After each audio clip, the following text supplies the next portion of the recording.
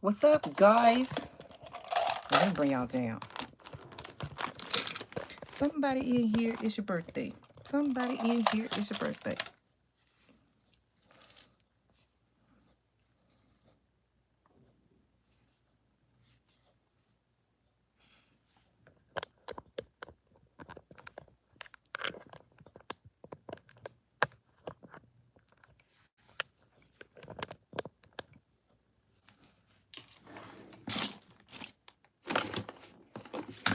Y'all, I gotta quote my lips. My lips dry as shit. My lips is dry as hell. But anywho, so if you guys, hi. So if you guys can see by the title, it is, hey, what's going on, Patricia? Um, if you can see by the title, it is David's birthday. And so anyway, it has been good all day. Um, I was going into leaving one of my buildings and going to another building. I was like, oh shit, I just don't want to go to one of these buildings. And it's just I just didn't want. I was like, you know what? But it's this handbag that I want. I'm gonna stop by the store. Hey, and I said I'm gonna stop by the store and I'm gonna get this one red handbag. Um, honey, it's time to wind down. It's like, girl, wind down Wednesday, have a drink. I'm supposed to actually be drinking for David today. I was like, I gotta go get this damn Grand Marnier, and because that was his favorite drink. And then I wound up not getting it because I wound up going and taking Ayana shopping and getting her haircut and stuff again today. But anyway, but I am going to drink for him. You know, I'm gonna get that damn drink for his butt. So anywho, you guys know on David's birthday, and David thing is David want to see me in a damn outfit or twerking or doing some type of shit. So I've always done that bullshit. You know, y'all know on his birthday, you guys know how we were. So anywho, um, I just did not want to go back to this building, and I was like, you know what, I'm gonna stop by here and get this handbag. And so hold on for a second. So I was like, I don't want to go and I just don't want to go right this building. I'm gonna go get this handbag. So when I went into the store, I said I'm gonna go to Marshall's. And so when I went into the store, because I had saw the handbag like the day before, and I said, I'm gonna go back and get. Hopefully this handbag is here. Most of the time, if I want something, I can kind of like feel if it's there, or if I'm going a place, you know, it's gonna be something. Oh shit! Why the fuck I feel like something in my back? Um, I can feel like if something might be still there, or if it's something that's like, you know, there for me or whatever. And so when I went, I was like, damn, the bag is fucking gone. And that shit has never happened. Yes, honey. I was like, that shit has never damn happened. That, you know, something wasn't there because I can like feel the shit. Well, hold on. Cause I gotta show y'all something. So anyway, I was like, I can, you know, I can feel the shit like if something is there. But anyway, it wasn't there. I was like, damn, you know what? I'm not going to look for anything else. I'm just going to walk out this damn store and head over here to this damn building. Head to this damn building. I got ready to walk out, y'all. Check this out.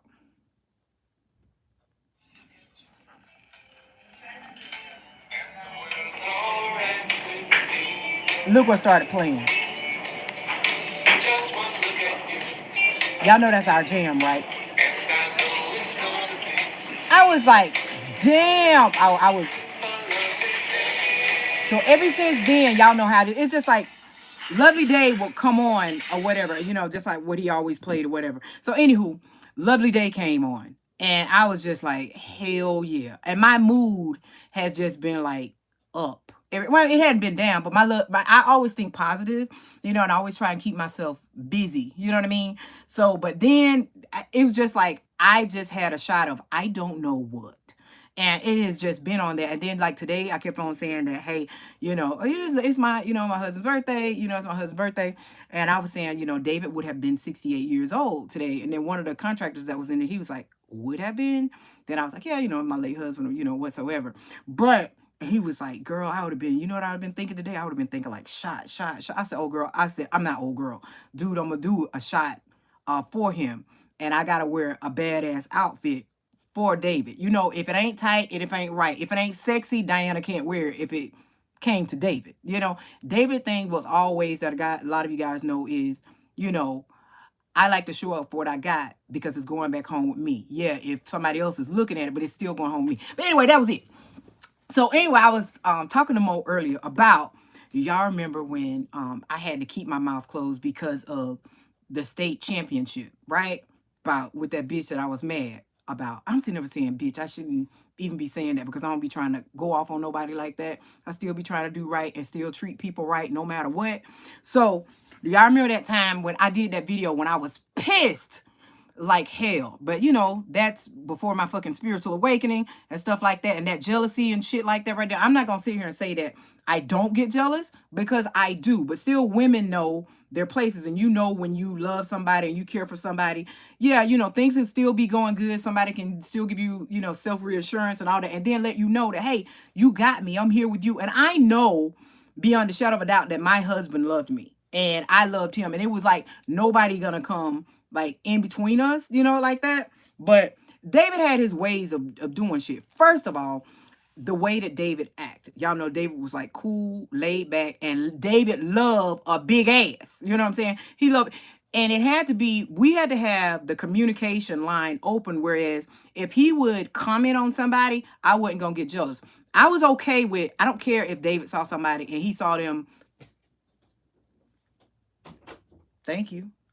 If he saw somebody, if he saw a beautiful woman, somebody with a nice shape, and they got it all together, and he said that she was cute or she was fine, it didn't bother me. He'd be like, hey, you know, you like that outfit? Look, I think she looks nice or something. It wasn't to no shit where it was like, oh, this was, damn, she fine. It wasn't none of that. It's a way to how you can choose to say shit, right?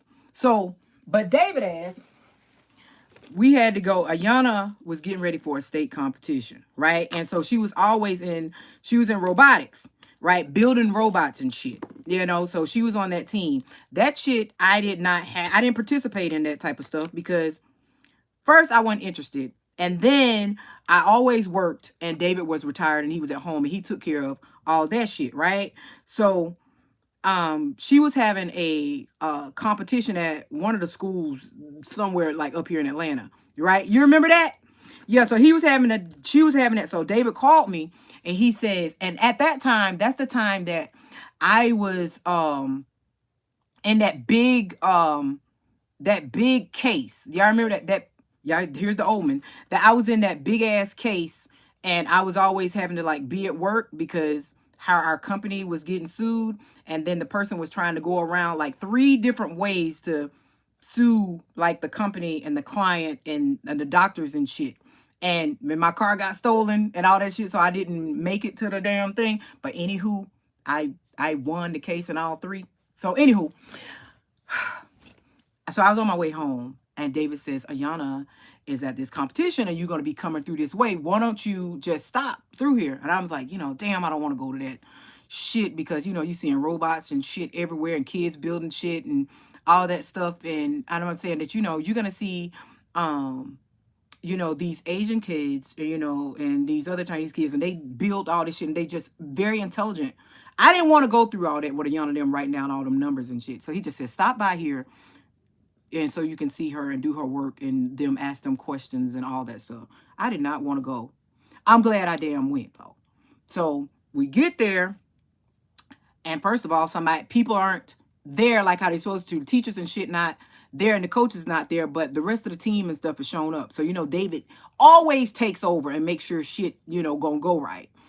So at that time is this white lady. I'm just gonna say this shit like this. So this white lady with this curly black fucking hair, you know, she walk around there. I make it there, you know, after David and all them there, I make it there, and I'm, you know, and I'm hiding shit. You know what I'm saying? I'm hot. And then so he's running around and he got Ayana, and it always used to look different, you know, how a lot of stuff, because you see him with Ayana is light and shit like that, so it looked like he got his kid, and then it just looked like, you know, it's me. If we're not like, if we're out in public, you know, we know how to play our role, you know what I'm saying? We ain't all over each other when we at damn Ayana school and shit like that. On the outside of that, then we are. So damn lady kept easing around, you know, can I help you? Can I help you? And all that stuff. Now, David, now we got it. You know, I got it. You know, I'm just waiting on, you know, the other coaches and stuff to arrive. So he calling the school and shit. But this lady still, she insists that she's going to be able to help David. And she going to help this single father with this kid. She just want to just keep coming by. And So I'm like, I guess this bitch don't see me. So, but I'm being quiet, because I ain't had my spiritual awakening yet. I still got hood bitchness in me, ready to fight, all this shit, y'all know. And then I'm hot because I'm still trying to lose weight and shit like that, and a bitch hungry, and then I'm having in my damn mind and shit. And but it wasn't dawning on me yet. Like, this chick is trying to hit on David, right? So she just all in the way, bitch. Why you just all in the damn way? You just keep coming up here. And so at the last minute, at the last minute, so after they go to the classroom, she is actually telling Ayana, y'all, it's kids from all kind of schools everywhere. I want to say it might have been like 60 schools there. And these kids are going to classroom to classroom to classroom, and they going through different things. And it's at night. It was like at 8 o'clock at night. And so, but the only thing is, this woman keep fucking hanging around. She keep fucking hanging around. And so she always want to like linger around David and Ayana and stuff. And I'm still kind of, I'm still on my weight loss journey. My feet and shit hurt, and I hadn't had the surgery on my damn leg, so I'm not walking fast as this 6'4" man, and then this kid that's trying to keep up, with her team. I'm still kind of lagging back, and so in this bitch right here, you kind of small and shit, so she just coming all behind David and them. Oh, you're gonna be going to this room right here, then you're gonna go to this room next. I'm just noticing that this bitch is just still around, and then I'm just saying, wait. Some shit ain't right. Why every time I turn around, we down another hallway or we downstairs, upstairs, this bitch just magically fucking appear. She just magically appear. I know she ain't trying to hit on David. I know she's not following David.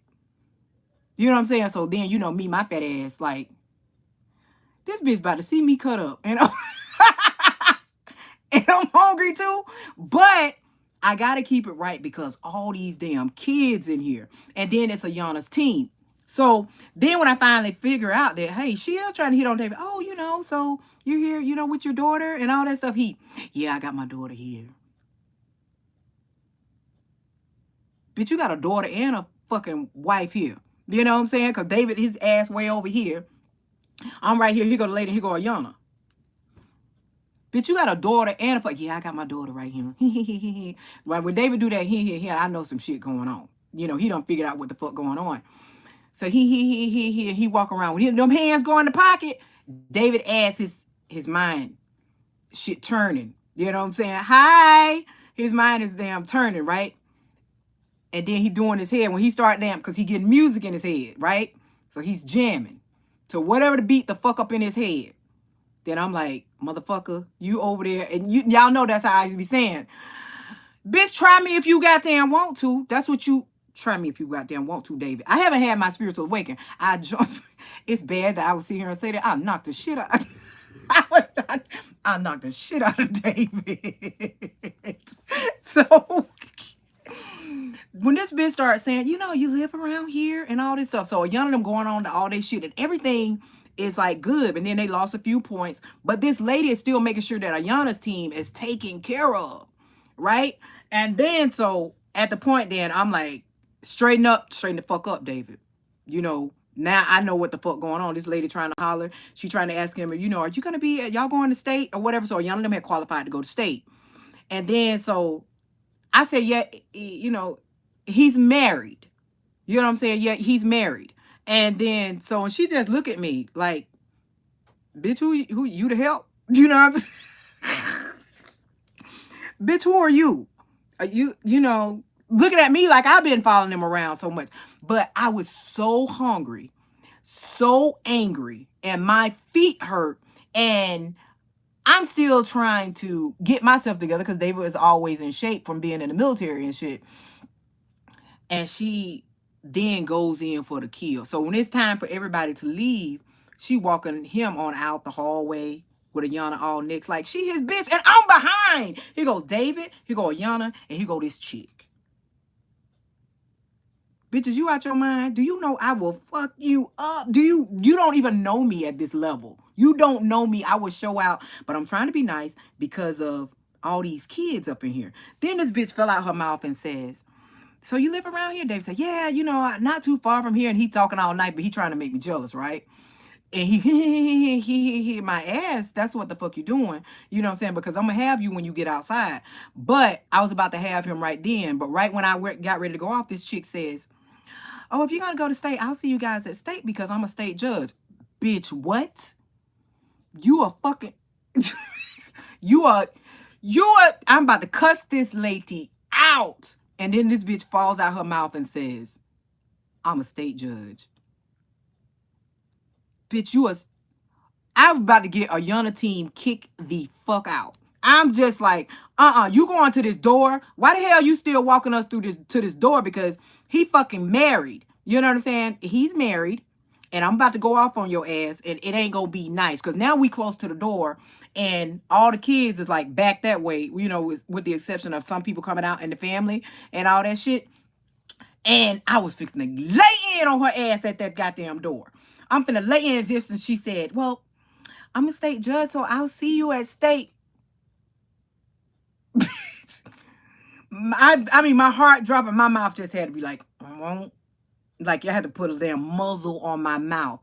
Because if I would have went off, if I would have went off, I automatically knew right then and there that that lady was going to be so mad that Ayana them, that it was going to be some shit to come up that they didn't qualify, or they was just going to lose at state and all that. And they had did so good except for in one area, but then they had come back all the way back.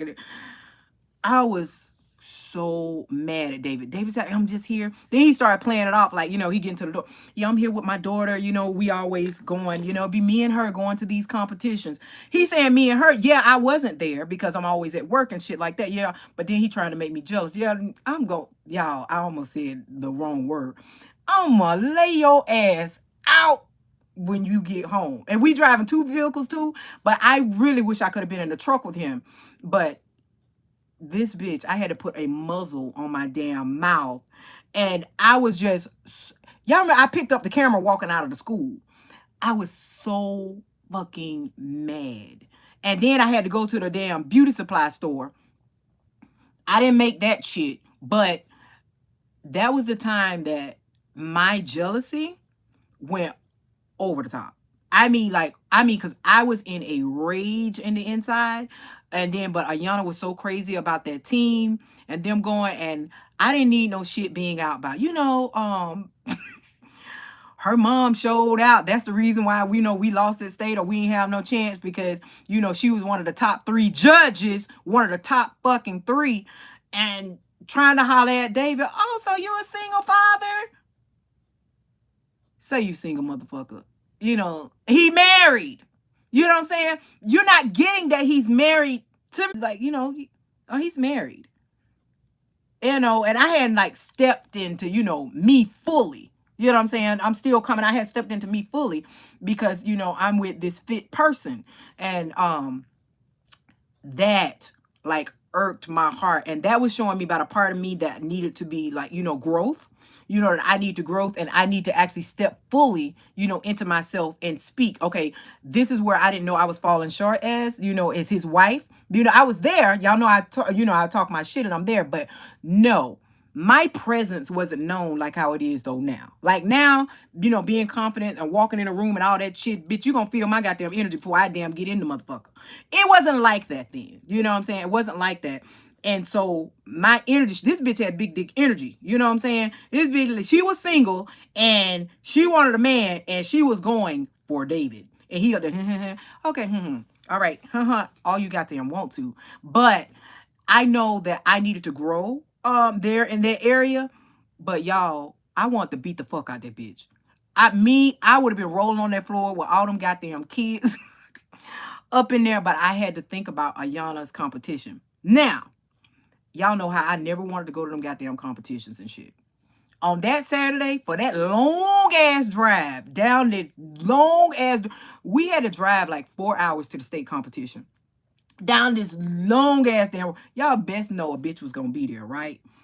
I was in there hungry in that damn chair like for fucking ever.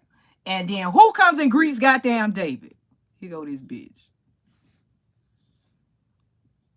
"Hi, I was wondering if I was gonna see you guys." "Yeah, bitch, you gonna see us."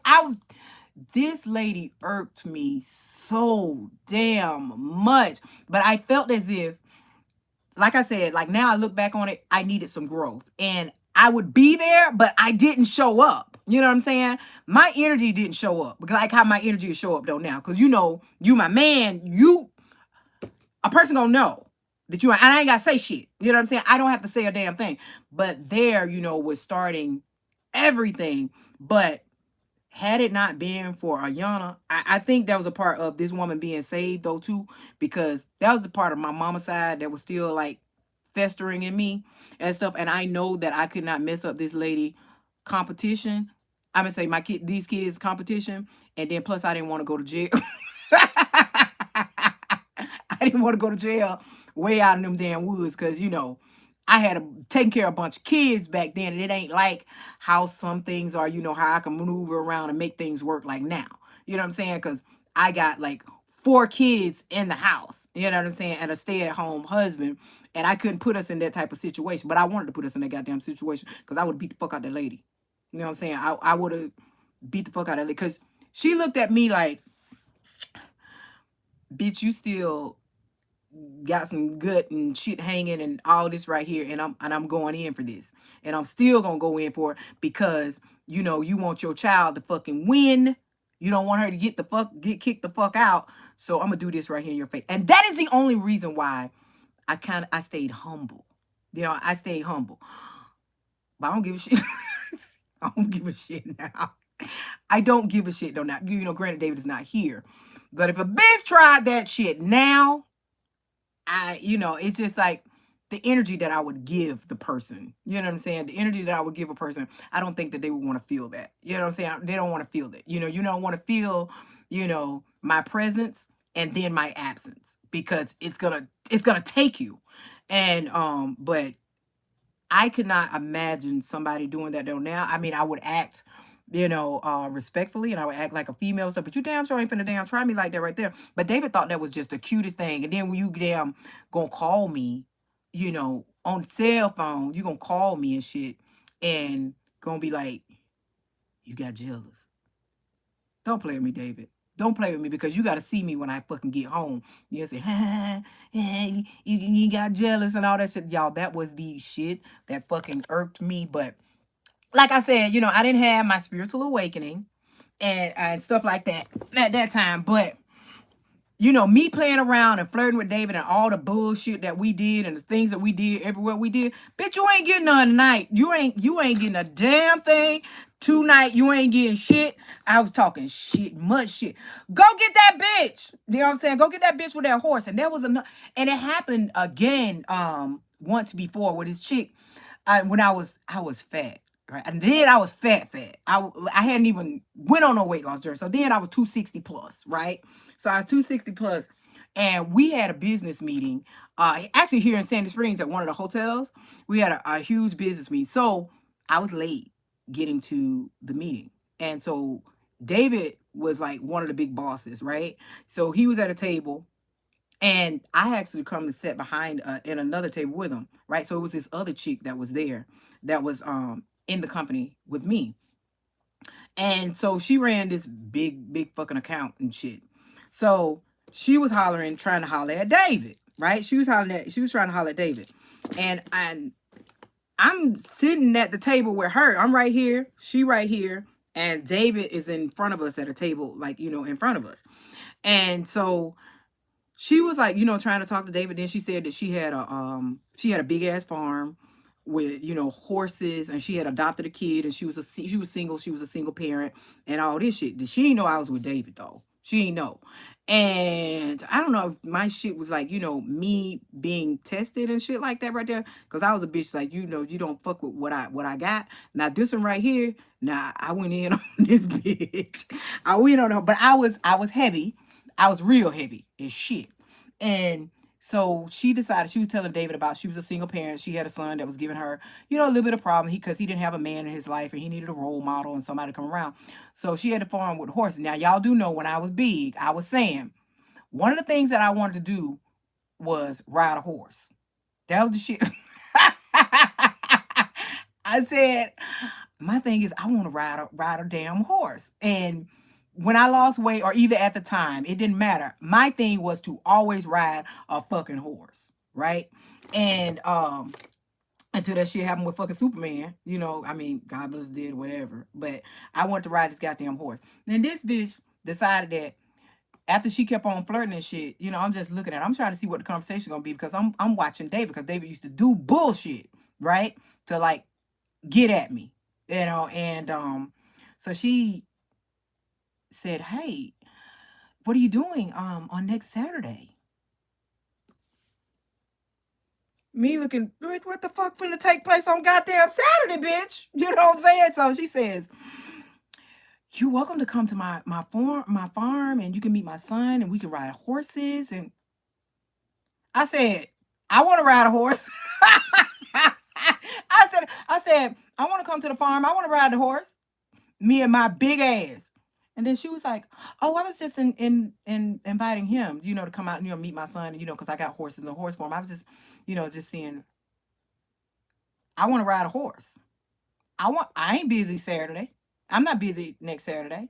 And that bitch told me I was inviting him. Well, bitch, if you invite him, you goddamn invite me, because that's my motherfucking husband. You know what I'm saying? You ain't fixing to damn have him come out there to the goddamn horse farm and fucking ride. That bitch looked at me like, it's time to get up and move the fuck away from this table. And a bitch was hungry. The good thing is my brother happened to be there. You know what I'm saying? And heard me with my goddamn voice. I ain't give a fuck about them people was in that damn meeting. I ain't give a shit about no one that was in that goddamn meeting. You know, higher ups and everybody else. I was mad as shit. And I'm fat and shit. I wasn't giving a fuck about that. This chick said, "You know, we can ride horses and you can meet my son. You know, he needs to meet a male and all that." Said, "Bitch, you don't even know who the fucking David is. You just know what his position is in the fucking company. That's what the fuck you trying to get in where you fit in, bitch. You don't fit up in here." And so I ain't got no goddamn room. I'm fat a fucking enough, you know? So that bitch was like, it is, y'all, she started grabbing her books and shit. She she was grabbing.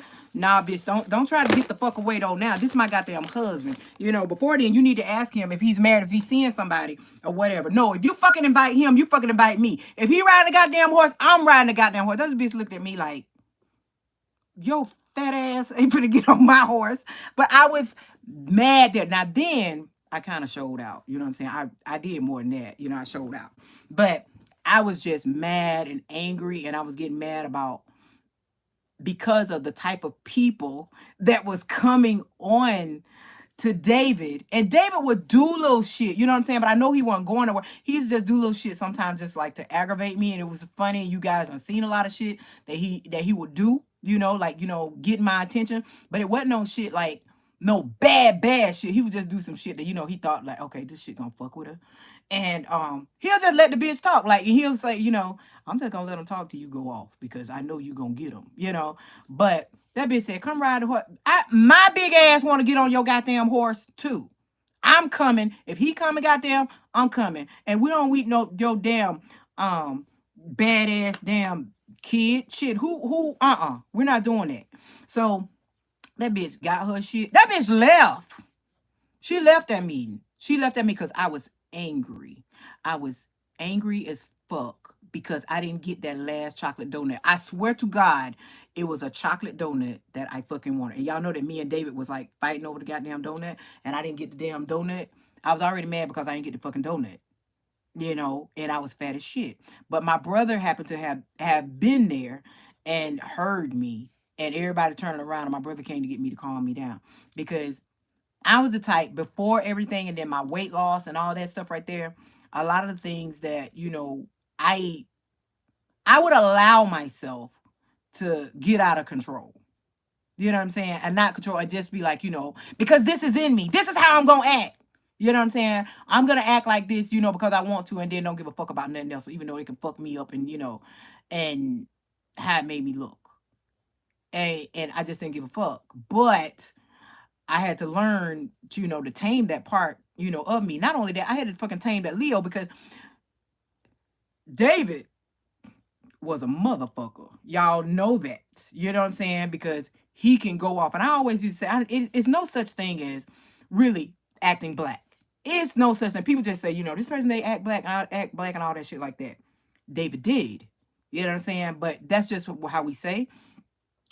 But David did shit. David do bullshit. And David would fight.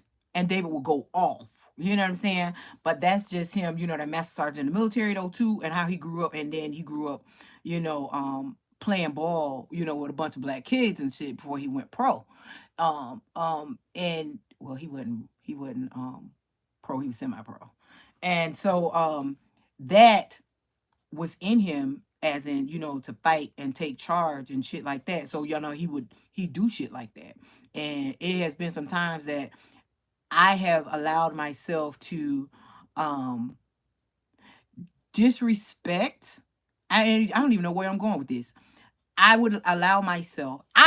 myself would disrespect and hurt him. You know what I'm saying? And knowing that I did love him and stuff like that, but he stuck there though with me. You know what I'm saying? He stuck there with me, but he loved me so good. Girl, that's a Leo, honey. But when I sit here and tell you David loved me, hi, he loved me so fucking good. That I never knew that it was a love like that. I wasn't used to that shit, I was used to when I grew up and some of the things that I saw, some of the things that I saw that is the reason why how I am today. Some of the things that I saw, I was saying that I never wanted to be a part of that or to be like that or do things like that. What I saw coming up, I wanted to be the opposite. You know what I'm saying? I wanted to be responsible. I wanted to be a role model. I wanted to do things better and I wanted to make good, sound decisions. And that's what I do. I make good decisions. I don't care if you tell me, Diana, if you turn over here, look at this fan, come on. If you turn over here, turn to your right, it's $1 million. If you turn to your left, I'll give you a job and you can make $12 an hour, right? $1 million, 12.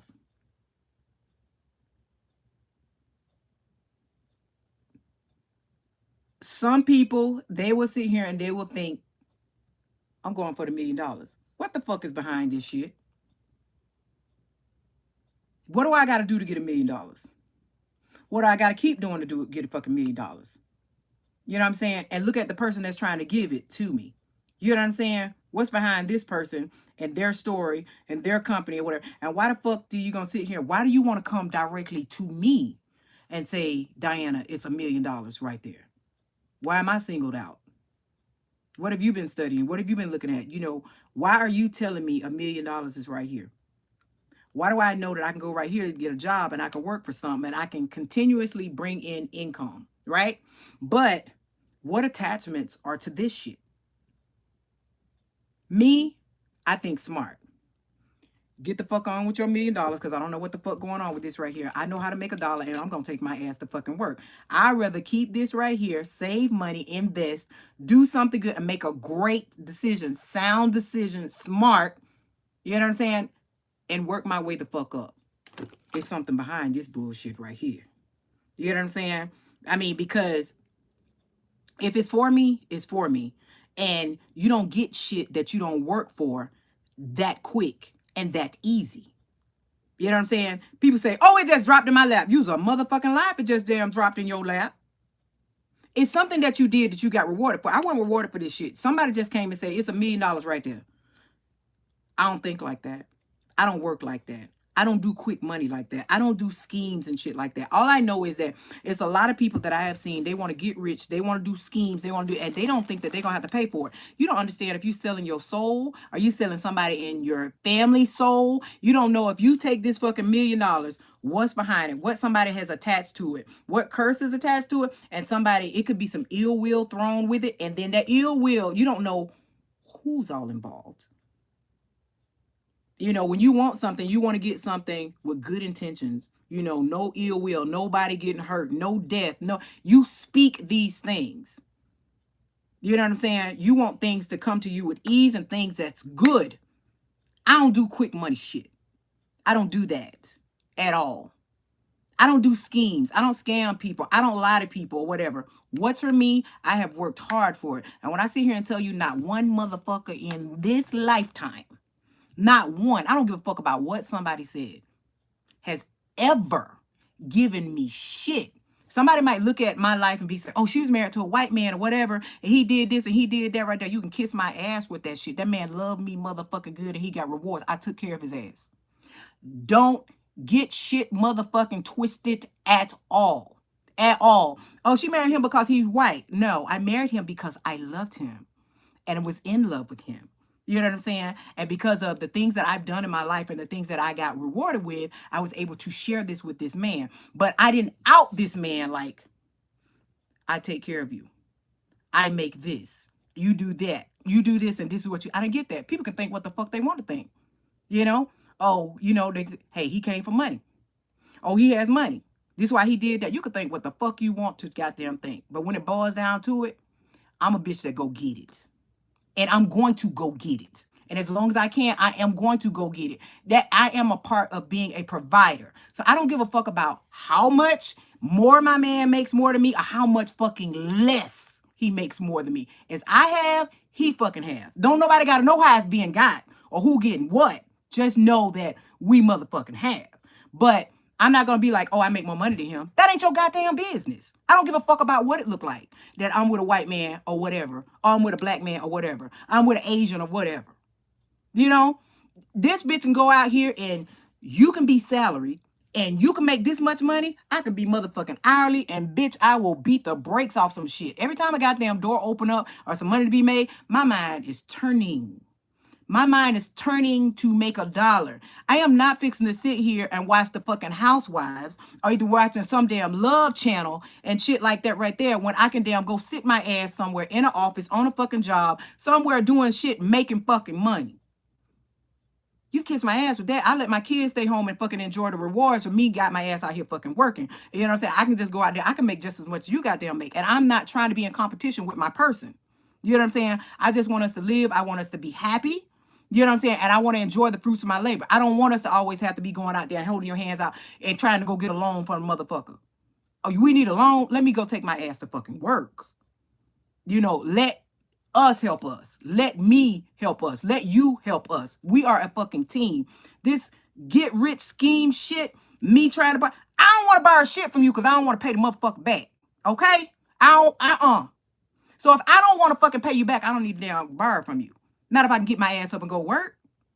You think that I'm going to go and borrow some goddamn money from you? I'm going to go and borrow $300 from you, right? Then I got to go and work all this damn overtime to pay your ass back. Why the fuck I didn't go work the fucking overtime at first and then have the money, don't have to pay nobody back? Come on, people don't think like that. Then they want to get mad at you because you don't fucking give them shit. Let me have this. Let me hold something. Let you hold what? There you go. Hold that damn air in your damn hand. You know, you know, can I borrow this? No, I can give your ass a ride to your job to do some overtime. That's what the fuck I can do. You know, can I borrow $100? No, I'll take your ass to fucking work because that's on my way. Man, I'm tired. What the fuck are you tired for? You know what I'm saying? You're right. It ain't nobody's goddamn business. But you know, everybody wants to have a say. So I really don't give a fuck. But you know, but this is for somebody. You know what I'm saying? See, this is what I mean about work. I'm always fucking working. This Diana. Hey.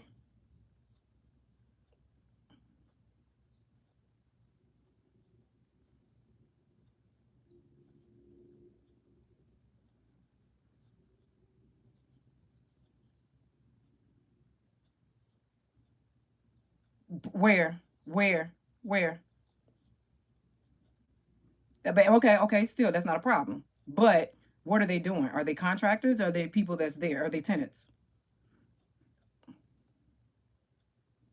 Not if the engineers already just take them all the way up and somebody already knew what time they came in and they were accounted for that way. But no, who's in charge?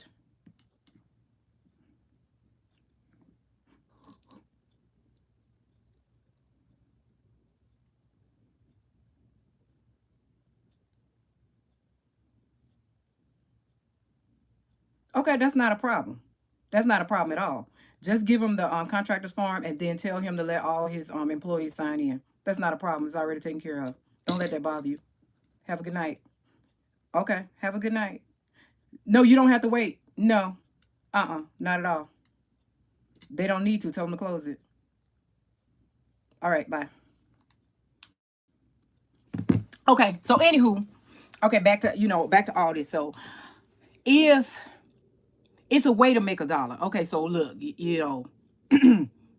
make it. Don't sit on your ass. I am one that believes in I'm not a chick that sits back and I can't let a man take care of me. I don't know how to do that shit. If a mug, okay, so I done been asked, you know what I'm saying, about being a housewife.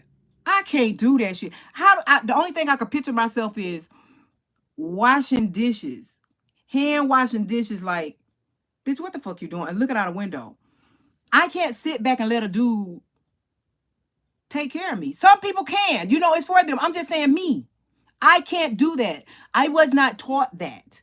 I was taught to get up, go to work, and take care of yourself, And I was taught at a very early age on how to fix shit, how to build shit and all that. And that's why I can transform and I can be so many people. That's why I don't like wearing the same goddamn wig, because I can't be the same damn person. There had to be times where, hey, you have to right. You have to get up, you might have to fix some shit because you don't know what gifts a person have. And you don't know, some people don't act like, they think that they don't think it's gifts. Some men think that a woman, is being too masculine.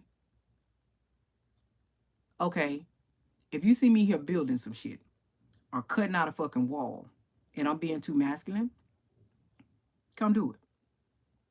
If you don't damn do it, I want you to go and pay some people some thousands of dollars to damn do it. It was a reason why when I got gifts from David, it was a saw, it was some type of tools, it was all kind of shit, because I love that shit. My grandfather was a carpenter. He built shit and he taught us how to do that shit. We built our own like doll houses and shit like that. So it's pretty much, I don't know, it's like some shit in the house that I can't fucking fix, like lights and plumbing and wiring and all that shit, right? All that shit is on YouTube, but I was taught these things. So when you know how to do these things and you do these things for yourself, some people think that, oh, they think they all that. They can do this. They don't ask for no help or whatever. Guess what? I don't need no help because I got a gift. But this is something that I enjoy. And it's something that saves us. It saves us. But I don't know how to sit down and ask a man, can you pay my rent? Can you pay my light bill? Now you live in the motherfucker with me now. Yeah, we gonna pay some shit together. You know what I'm saying? We gonna pay some shit together. And I'm a female that if we're together, let me say, like, when you're married, this is just me. When you are married, it's a difference. You married, girlfriend, boyfriend, shit like that, and fiance. I don't believe in splitting shit down the middle. When you're married, you become one, right? So everything is like paid together. I don't believe in that 50-50. You know what I'm saying? Light bill, $80. You pay 40, I pay 40. Bitch, get the fuck up out of here. You know what I'm saying? We both putting in the pot and ain't nobody scheming. It's like, I know what you make. I don't give a fuck if saying if you make $9,000 damn dollars and I make damn 300, bitch. If it go into this account, it's coming out of this goddamn account. I ain't no shit about I make more than you and I do this and I do that. Right? Shut the fuck up with all that. Yes, I'm that type of chick. You know what I'm saying? But that's how strong I am. You know what I'm saying? That's the strong foundation that I have. And I got to make sure, we have to make sure it's a roof over our head and, that we got a place to fucking stay. That's the first thing. I ain't about like, you get $5 and shit like that and you going to buy a fucking bicycle and all that. Everybody seeing how your bicycle shine and shit like that. Bitch, I can't sleep on a goddamn bicycle. I can't sleep in a goddamn bicycle. You know what I'm saying? The bicycle ain't gonna damn pay my light bill and all that. Bicycle ain't gonna put no damn food in. I'm not going through the drive-thru on no damn bicycle. I have to have a very strong foundation. You know what I'm saying? And my foundation is being fucking rooted. You know what I'm saying? I don't build faulty foundations. I don't keep up with the fucking Joneses and shit like that right there. If I have to be in a fucking, even if I was in the motherfucking projects, if you walk up into my shit is gonna be comfortable. You know what I'm saying? That you don't know what the fucking inside look like. I don't give a damn what the outside look like, but the inside is something different. Just like, this. You know what I'm saying? I don't give a fuck about what this look like. It's like, what's my heart and stuff like that, and my soul on the inside. What is in there? You know I'm saying? That is it. You know what I'm saying? That's where everything builds from, from the inside. And so people have to stay rooted. People don't understand when they say stay grounded. Everything comes from the ground and then returns back. Everything comes from that. So like with these relationships and stuff like that, if you just got a woman or a man that sits there wants to use you and trying to come up off of you, and every time you turn around, they got their fucking hand out. People say that's a red flag. No, that's a motherfucking problem. That's a problem. Why every time that we do something, it's always I and not we? It's always I. I don't like that. That's a problem. And you shouldn't like that though either. I would want a person to understand that, look, babe, if we going through some shit, I want you to know you can count on me. I want you to know that I'm going to be there. I know I'm going to do my part. You know what I'm saying? That's how I stand there. But some people think that they can run over you. Really, a motherfucker ain't running over you. Think about it now. Because when you handling your business and you still taking care of shit, you still grounded. You still motherfucking rooted. The person with the hand motherfucking out, they're not. They're unstable. They are unstable. So if you pull back, how are they living before they met you?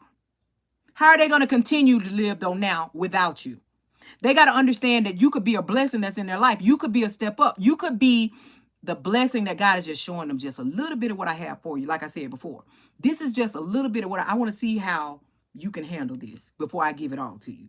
Let me see how thankful you are for this that I allow in your life, that, I just let you see a little glimpse of some shit, you know what I'm saying, that I could do for you. You know what I'm saying? Mistreated, take it the fucking way. You know what I'm saying? You get a fast motherfucking car and you don't treat that shit right, you damn wind up fucking totaling that shit. Somebody done hit. You don't total it. Somebody else might total it. Somebody might steal that shit. You know what I'm saying? But if it's for you, you'll get it back. But if you don't take care of something that is given to you, that is rewarded to you, it'll be taken away from you. So when people come together, it is supposed to be you build together. It is no fucking competition. Why would I want to be in a competition against anybody to be fucking me? All I want to do is be me. That's all I want. I don't want to be like nobody else. All I want to do is be Diana and live Diana's life and on Diana's path. Like I said, I don't want nobody man. I don't want nobody goddamn woman. I can have either one, whatever the fuck I want. But I want what's for me. What's up? I want what's mine and what's for me. And I would gladly take care of it to the best of my ability. If God says, hey, show love more, I'm going to show more love. Show more respect, I'm going to show respect. You know what I'm saying? Okay, this is where this person is lacking. They have never seen this, right? They have never seen this. People don't get it. People don't understand, like, sometimes how they touch someone's life. They can think that, okay, they did touch it, but sometimes people just being negative and want to bring you down, and they've always been in a dark energy, in a dark place or whatever, they won't say thank you. They won't say I appreciate you. I mean, jealous and envy want to take you down and want to just pull you down into darkness. If you know that you're hurting and you're in darkness and you don't know how to get from being stagnant or in this dark area, and you don't like the feeling of it, you don't like how you are sad every fucking day and you are empty, why do you want to pull somebody down in that shit with you? Why would you want somebody to, I'm unhappy, so I want you to feel unhappy? Why would it be that every time I come around, I don't want nobody to know me for every time I fucking come around, I bring sadness? Who want to be around you? I bring sadness. I bring heartache. This is what I bring when I come. I'm just this negative, dark energy person, lost soul that's in the world. But somebody is trying to show me light, trying to show me that, you are not a failure. You can make it. I'm here to help you. I'm here to support you. I'm to uplift you. Not only that, bitch, I'm gonna get in the fucking ditch with you and show you how to fucking get out. I done been in this ditch before. You know, I done been in all this shit before. So let me show you how to get out.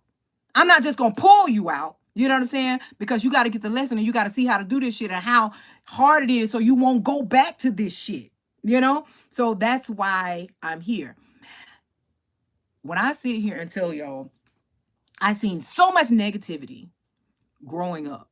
And I didn't know that I started manifesting early on because I always used to say, oh, when I grow up, I'm gonna be like this. When it came to clothes and shit and stuff like that, um, oh, honey, you better dang do some sage, get some damn sage spray and shit, put some damn oil on you and stuff like that. You know what I'm saying? With that negative energy, and and cover you and put your ass in a bubble when you go up in there, when you have all that negative energy. You know me, I'll go around the damn buildings and shit. I get rid of that. But seeing so much negativity and seeing so many negative people, they just negative.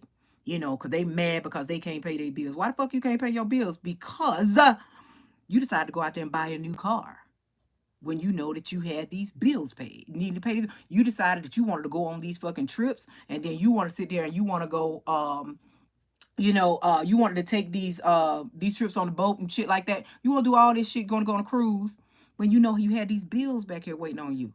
I don't do shit like that. Fuck that. As my bills ain't paid, the bitch ain't going. I ain't going. I know I got shit coming up. I ain't doing shit like that. I can't put my family in situations like that.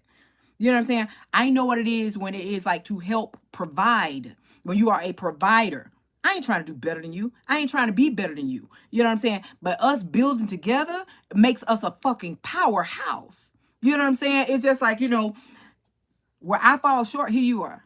Where you fall short, here I am. Let's work together. I ain't trying to take for you. I ain't trying to lie from you. First of all, can't nobody get over on me like that. You know what I'm saying? I'll let you think you damn getting over on me like that, but that shit ain't happening. And there has been times in relationships and stuff like that, I have dimmed my light for somebody to try and shine with me. You know what I'm saying? Ain't no more of that motherfucking shit. You know what I'm saying? Because when you go to damn dim your goddamn light just for somebody, them motherfuckers will do you just like this right here. You can't see your shit start just dimming. You don't see, they start cutting out shit. You dim shit, they start cutting out shit all around your ass though too.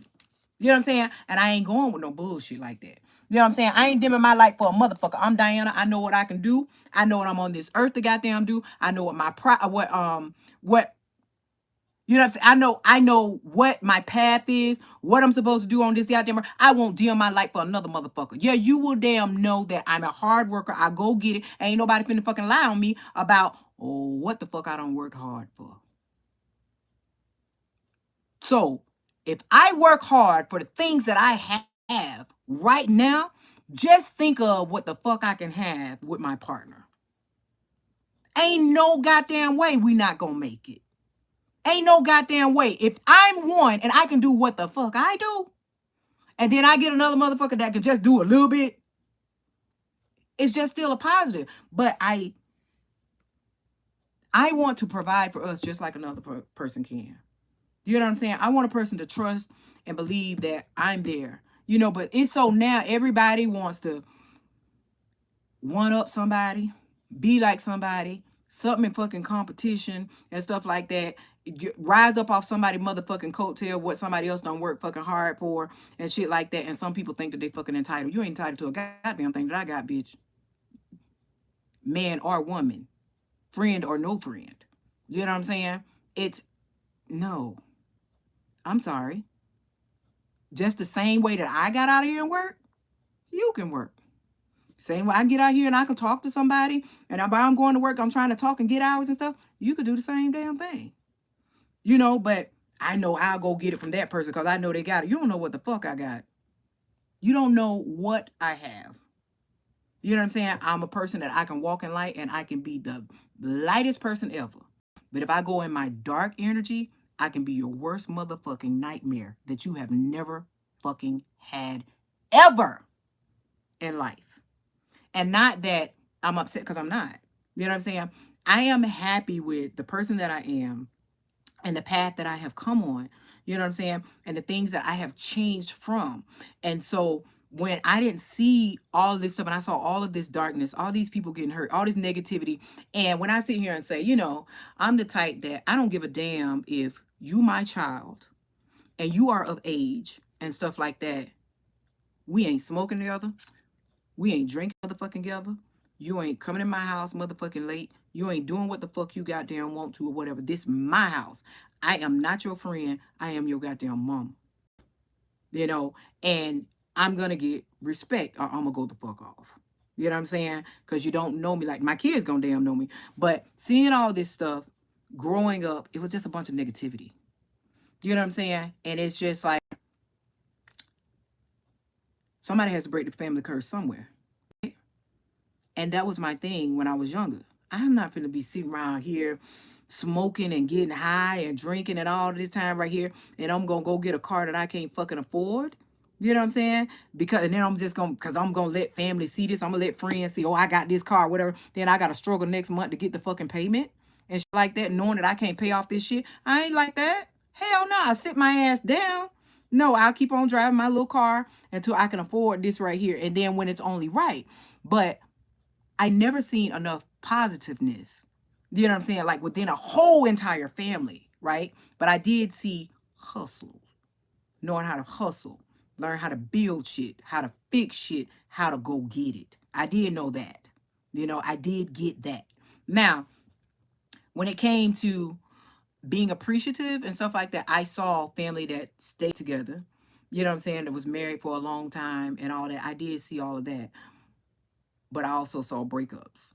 I saw a lot of things, but I always said that, you know, this is some of that what I wasn't gonna do. But I know from an early age what I wanted.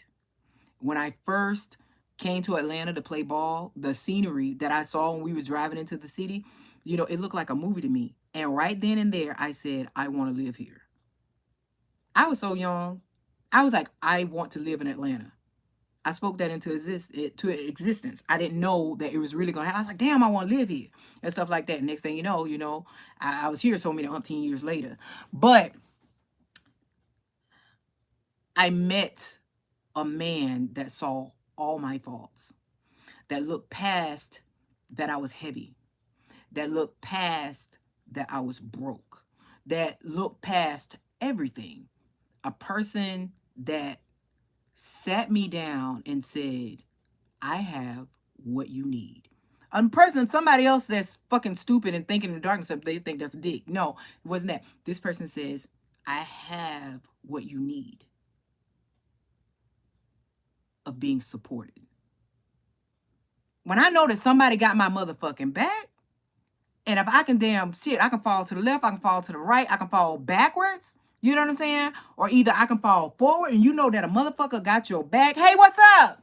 Then you know that a motherfucker got your back beyond the shadow of a doubt. You know, if you got that friend, yes, that you got that friend that got your damn back no matter what, you know, it's you feel like it ain't nothing you can do. You know what I'm saying? That you can't lose. And when he told me that, you know, he was like holding my hand and he was like, I got what you need. And I'm saying, yeah. But this is a person that took me out of my environment, right? And says, meet me here so that we can talk. Because you have to take people, you know, from out of what they're used to. You got somebody at their house, they gonna talk shit to you because they comfortable. You know what I'm saying? You gotta take somebody to where they ain't gonna motherfucking show out or whatever. If you got an ass that they just want to act the ass and shit right there, lead them donkeys where they at. But still at the same time, I had somebody that took me out of the darkness. You know, something that, you know, like I was used to seeing, you know, like negativity. And set me down at this restaurant, right? And not a restaurant where I can just go and eat like a y'all know I was hungry, and I'm sitting up there telling David I wasn't hungry. I was hungry than a motherfucker, right? So, and he said, I got what you need. And he meant that. And he stepped to the plate. That day and every day after that. And he said he was going to be where he was there. He said he was going to be at work. He was there. He was always accounted for. I never had to worry about David never disrespected me. Now, let me go on this right here. Now, if he say some shit about, you crazy as hell, you go to hell with that shit right there. Now, that's just how we talked or whatever. But then going off on a bitch, disrespecting the bitch, putting a hand on a bitch and shit like that right there, none of that shit never happened. Now, on the other hand now, with me, with me now, I would get mad about some shit, but I had that within me, but he was able to tame that. It made me, the way that how he reacted, I was not used to that. And it made me change. It made me want to change. It made me want to love him more. And he was actually healing the hurt part within me. You know what I'm saying? It's like, how can I continue to act out like this? Or how can I continue to do things like this right here when this person sees the potential in me and sees that I'm hurt but still wants to hear it? It's like, I'm not going to be combative. I'm still going to love you. You know what I'm saying? I'm not going to argue with you. I'm just going to walk away until you cool off and stuff like that. But he showed me different. Then he started teaching me things. He started teaching me, okay, this is how you can work around with business. The way that you hustle, the way that you go, okay, we're going to go the corporate route. Okay? We're going to go the corporate route and we're going to step it all the way up. I'm going to teach you all of this shit. So when he would come home, he would teach me shit. And it's crazy because, hold on. Is this the goddamn book? Oh, that ain't the goddamn book. This the goddamn book. Look at this shit. See how it's messed up right here? While I'm sitting up here talking to y'all? This is the motherfucking book that David taught me shit out of. It's crazy. He taught me shit about how to run numbers and all kind of shit. This was the book that he taught me out of. And it's crazy that I got it here. Payroll, billing tips, all this shit. He taught me shit. Instead of you going off and like, let me teach you this shit right here because you're a hustler. Let me show you ropes and shit where you can use all this shit. Man, what? And then when I stepped my first time up into corporate and somebody says, we need to teach you this program. I knew that shit like the back of my goddamn foot because my husband had taught me that because my husband was a trainer in that shit. And he taught me all of this shit. So I just get in there and act like, hey, I'm just learning this shit, but I already knew it. And then you get access like that. But this man loved me and he taught me and I loved him so much. So yes, David was older than I was. But age didn't mean anything because I didn't see him as age. I didn't see him as color and stuff like that. And like I said, today is his birthday. I know, and I'm very happy celebrating his birthday and all that. But when it comes to living and being happy, never allow yourself to be in competition with any of your friends, any of your family members, or any of your loved ones. You are here yourself on your own path for you, yourself, your legacy, and what you're supposed to do to help raise the vibration, right? You could be speaking, you could be on a platform. It's something positive that you need to be doing. It's some gift that you have to offer the world. That's what you're supposed to be doing. Within that, you are going to be rewarded some type of way. You're going to be rewarded. It could be like, hey, some other person, they done did something good and they have made a lot of money, right? They have made a lot of money and they have made enough that they can share. They can go out, and they can, give it to different people, give it to different companies or whatever. But then they might say, you know what? It was a time that I needed a ride to work. I needed a ride to work. And this person gave me a ride to work and never asked me for a penny. They just supported me. And I want to give back. It was a time that I needed a shoulder to cry on. I needed somebody to listen to. This person never judged me. They just listened to me. They gave me great advice or whatever. And it helped me during the time that I was depressed, during that I was going through something where I didn't think that I was going to make it through or whatever. I need to pay it back. You know what I'm saying? I need to pay it forward. You know, God has blessed me with that. And when you bless people, you know what I'm saying? All it is going to be another blessing. And then you don't tell what your offering is that you have given somebody. Oh, I gave them $1,000. You don't do shit like that. Whatever you give a person is between you, that person, and God. It's nobody else's business. You know what I'm saying? Because when you do good, it makes people want to do for you. But when you sit here and we know that you out smoking, you out here drinking and drugging and shit like that right there, and you mistreating people and shit, why do I want to reward you? Why do I want to reward you when I know that you're going to go out here and drink or whatever, and then you're going to be going off on people, mistreating people? Why do I want to do that? No, the person that you have mistreated and stuff like that, I want to help them get away from you. You know what I'm saying? I feel for this person. I want this person to start healing. You know, I don't want them to go through this not another night, even if I can take them away from that pain for just 8 hours, overnight, 24 hours. Let me pay for you a hotel room. You know, let me put it up under a different name so that you can have some peace for the night. Let me do that for you. Let me give back in that way. And it's nobody's business and stuff. When people get jealous of the things that people have and stuff like that, you don't know what that person has.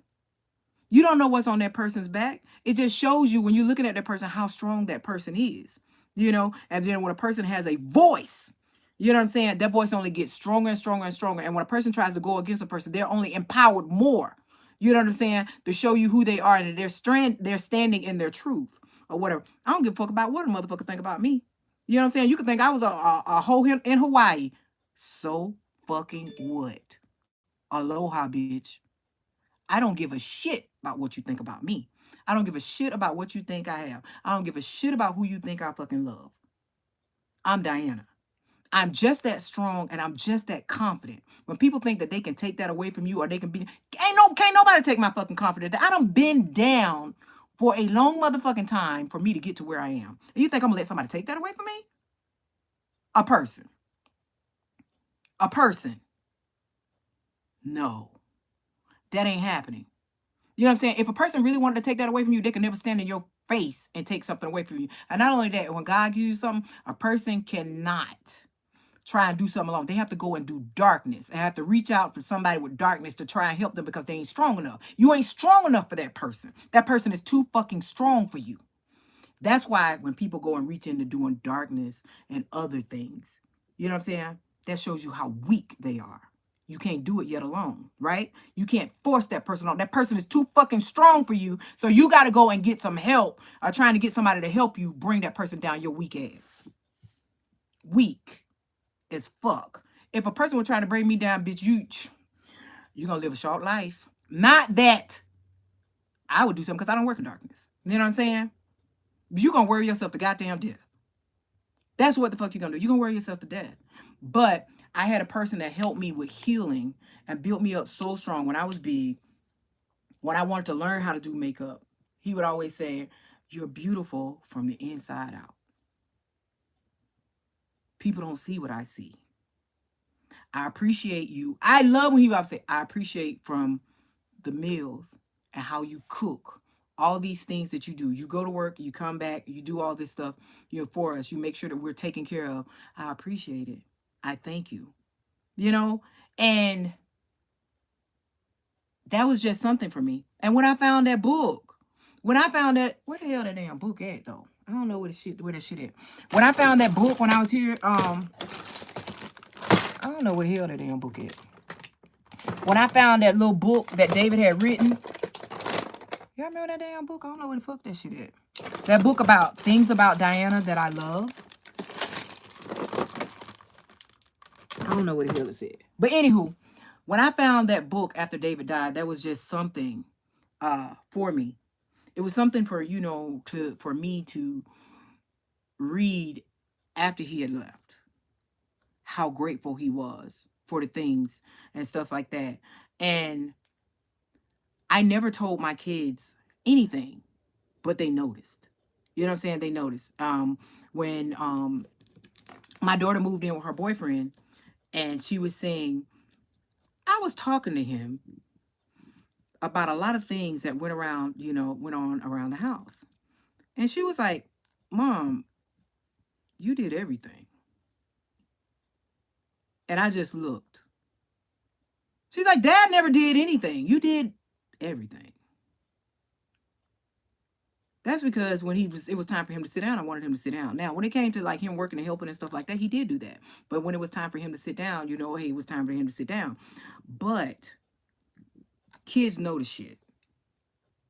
You know, they know the shit. So when you sitting up here, you might be disrespecting and doing all kind of bullshit. Don't think the kids don't notice it. So it takes my daughter when she's in her 20s to tell me this shit on last year. There's like, then she was just starting to think. She's like, Mom, did Dad ever do anything? And I couldn't even believe that she said that. Because you did everything. No, I pulled my part. Even when it's time for your person to sit down because they might have ailings and different things that's going on with them. And so I still pull my part because it's my partner until death do us part, right? And still, so not that he didn't bring anything, because he did. That he brought in a lot, and it ain't gotta be money. You know what I'm saying? He emotionally fulfilled me. If you can't be anywhere if you're not emotionally fulfilled, somebody tearing you down, scare tactics, threatening you and all that. How can you live like that?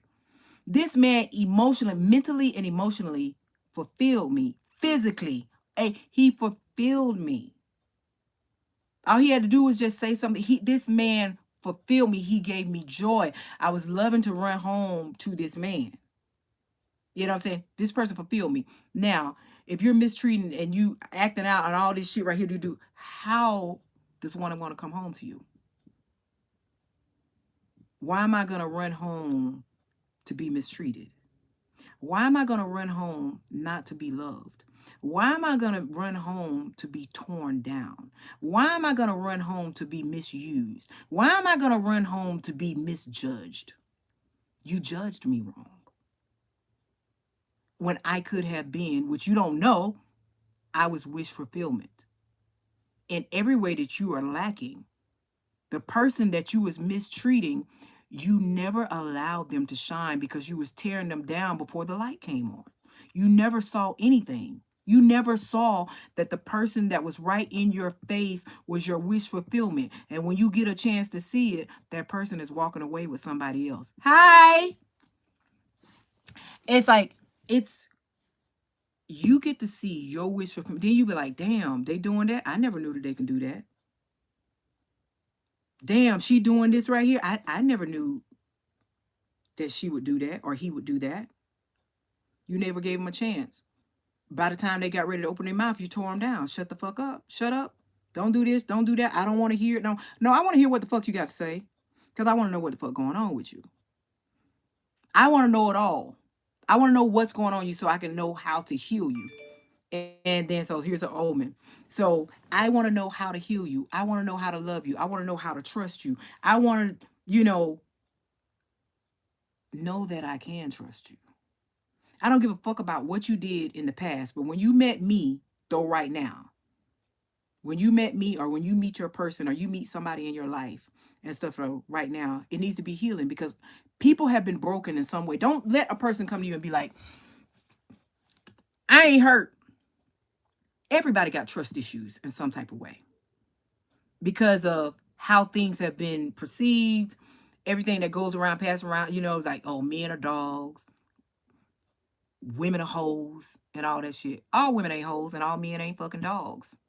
You know what I'm saying? It's just that you can get a dog, right? And you can bring that bitch to your bone. You know what I'm saying? It ain't got to be taking bones from every goddamn body else. That dog might like the bone that you give. He might want to lick that fucking bone. He only want to taste this bone because it only tastes right coming from you. And when that dog get hungry, you always around. Not all these other motherfuckers that got bones. You know what I'm saying? So you can nurture that dog. You know what I'm saying? You can nurture this person or these people or these friends and let them know that you are a true friend. I am a real friend. You can trust me. You can trust me. I ain't finna marry you for your goddamn money. I ain't finna marry you because of your family and shit and how it look.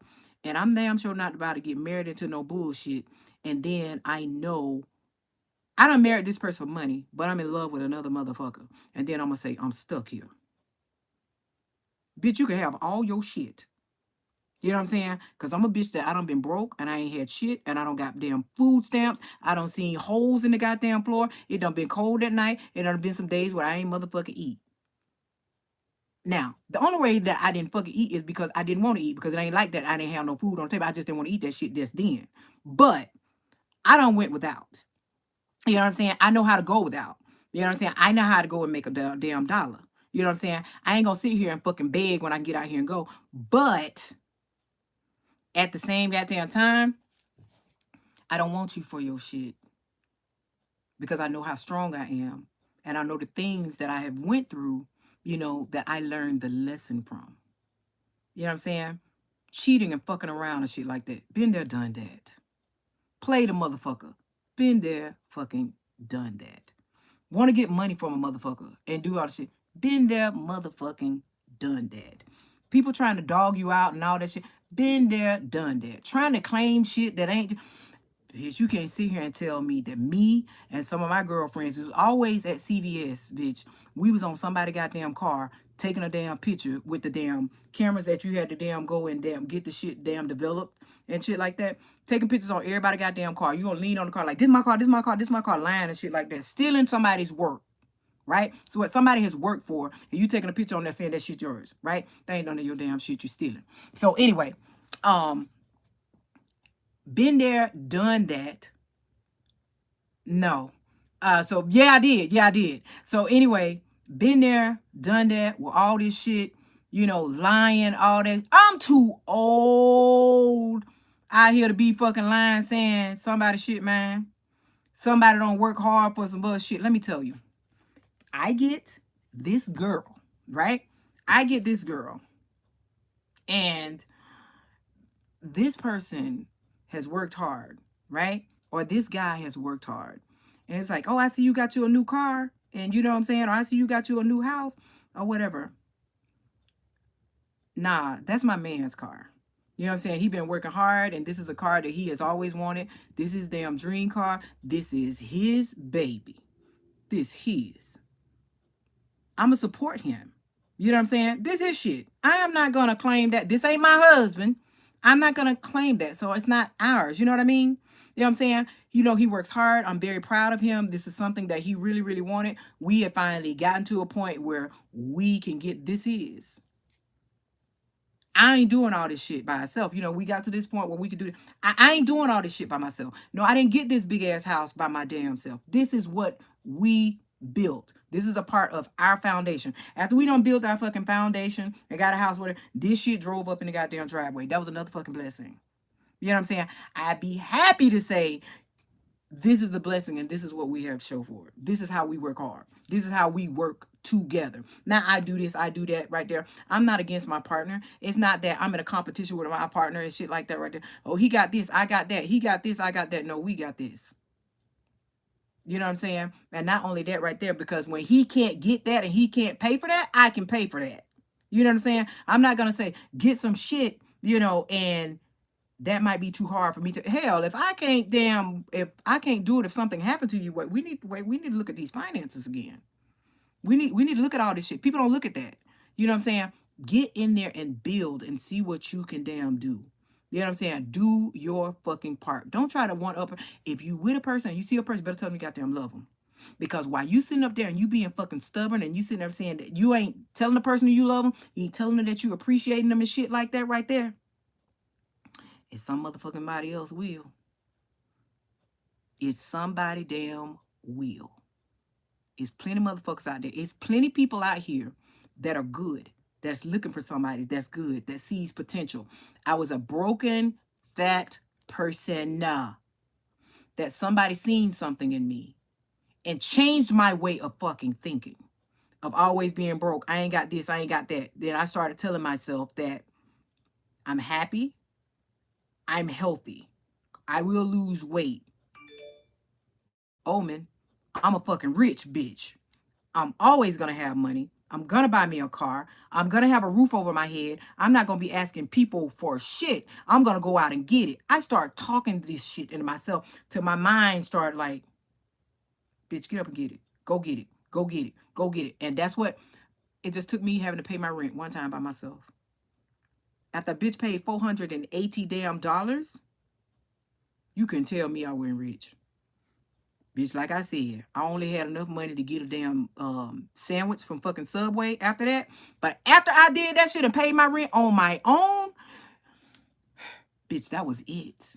Because my roommate had already fucking, when I came home, bitch had done packed her shit and left. It was her day off, right? This bitch day off. I'm at work. On her goddamn day off, bitch moved out. I'm like, I gotta pay this goddamn rent by myself. How the fuck am I gonna do this? A bitch went to work. Working. After I paid that shit, another motherfucker ain't had to worry about paying my rent no goddamn more. I said, depending on somebody, I can't do it. That I'm just gonna get this little bit right here because I'm gonna depend on this person. No. You gotta work when you're in a partnership. So, like, if you're a person, you know, both of y'all's on this boat, right? And something happens, you gotta keep the shit afloat. You gotta keep that afloat. I don't give a damn if you ain't got but $9 left. You got a place to lay your damn head. You know what I'm saying? You got a place that you better go get you some damn lunch meat and some bread and fucking eat for the fucking week. You know what I'm saying? With your damn $9. Nobody got to know what the fuck is going on. But still at the same time, it's about loving, and a person changed my mindset. I wasn't with like what I had learned from somebody playing on each other, always being cheated on and all this stuff, people lying to you and all that. And then you learn the game and then you want to return it and you want to hurt people. And all you do is just creating karma. Right? And then all this shit was just going to keep coming back. Then I had to learn that you do good, it'll come back to you. I knew about getting shit, not fucking paying for shit. Oh, I'm just going to go in this store and I'm going to get this shit and I ain't going to pay for this shit. It took that one time for this dude telling me at fucking Rooms to Go. When I walked in to go get me some damn furniture. And I'm sitting up there picking, I want this. This. And that man walked back in there after I filled out that fucking application and said, you might want to come back in 4 years. Bitch, what? Because my credit was shot the fucking shit. I said, nobody will ever tell me no shit like that ever a fucking again. Ever. Now, I walk into a place, I wish a motherfucker would. How much you want to put down? How about, like my husband used to say, how about not shit? I ain't putting down shit. My name speaks for itself. Run it. David taught me to think like that. David showed me that. When you want to go and get a car, they say, how much do you want to put down?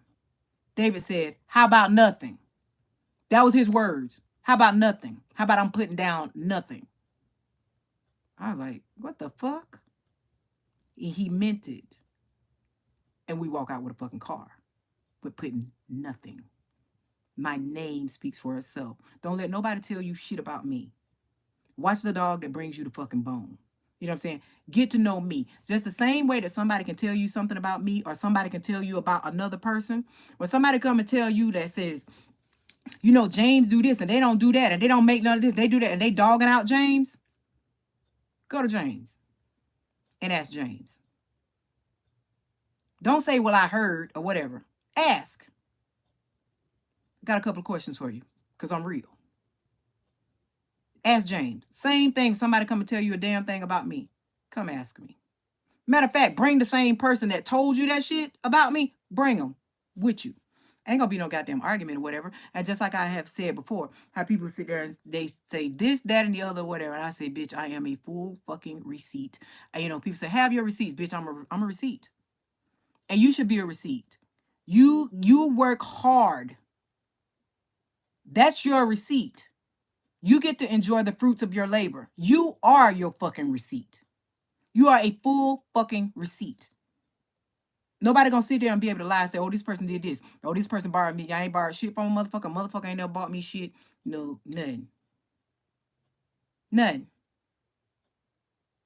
Nobody took on me on no trip. No, none shit like that right there. David, nothing that I have. Nothing. I'm Diana. I'm truthful. A man showed me different. It's good people out here. He didn't have to have that. He believed in me. And it had to show me, he taught me how to believe in myself. And he was there that, I'll never leave you to death do us part. He kept his promise. He never left me, but when you got that partner, everybody's not going to be perfect. You know what I'm saying? But if that person worked for you, it ain't got to be where, oh, this person needs to do this, need to do that right there. But if the person that's in your life and it works for you, let it work. But I'm not sitting here and saying like, okay, you got to take no bullshit in order to get a person to do some shit. You know what I mean? None of that.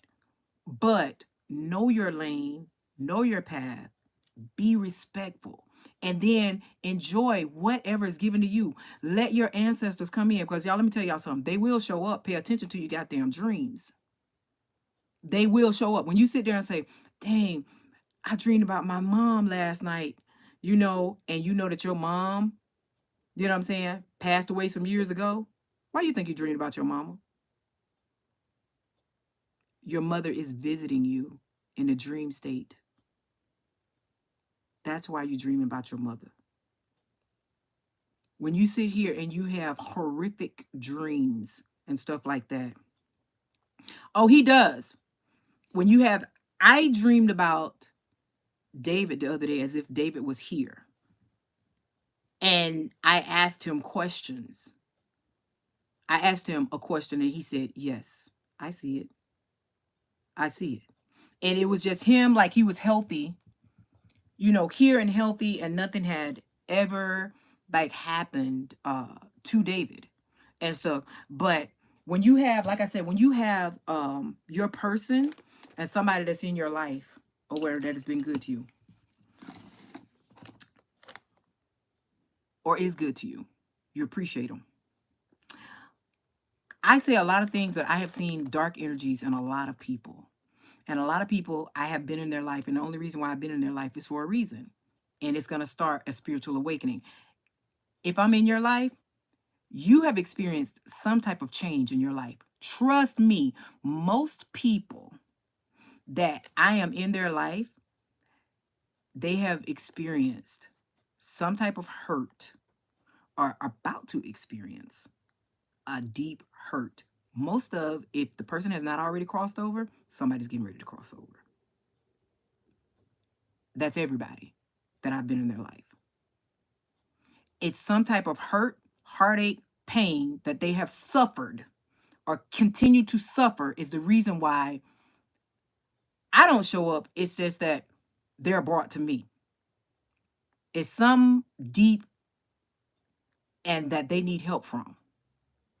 And at the point that I enter the person's life, at the point that I'm on the sideline or I'm walking away, whether it's good or bad, they will feel it. It will start them in the spiritual awakening of their heart chakra is going to open up.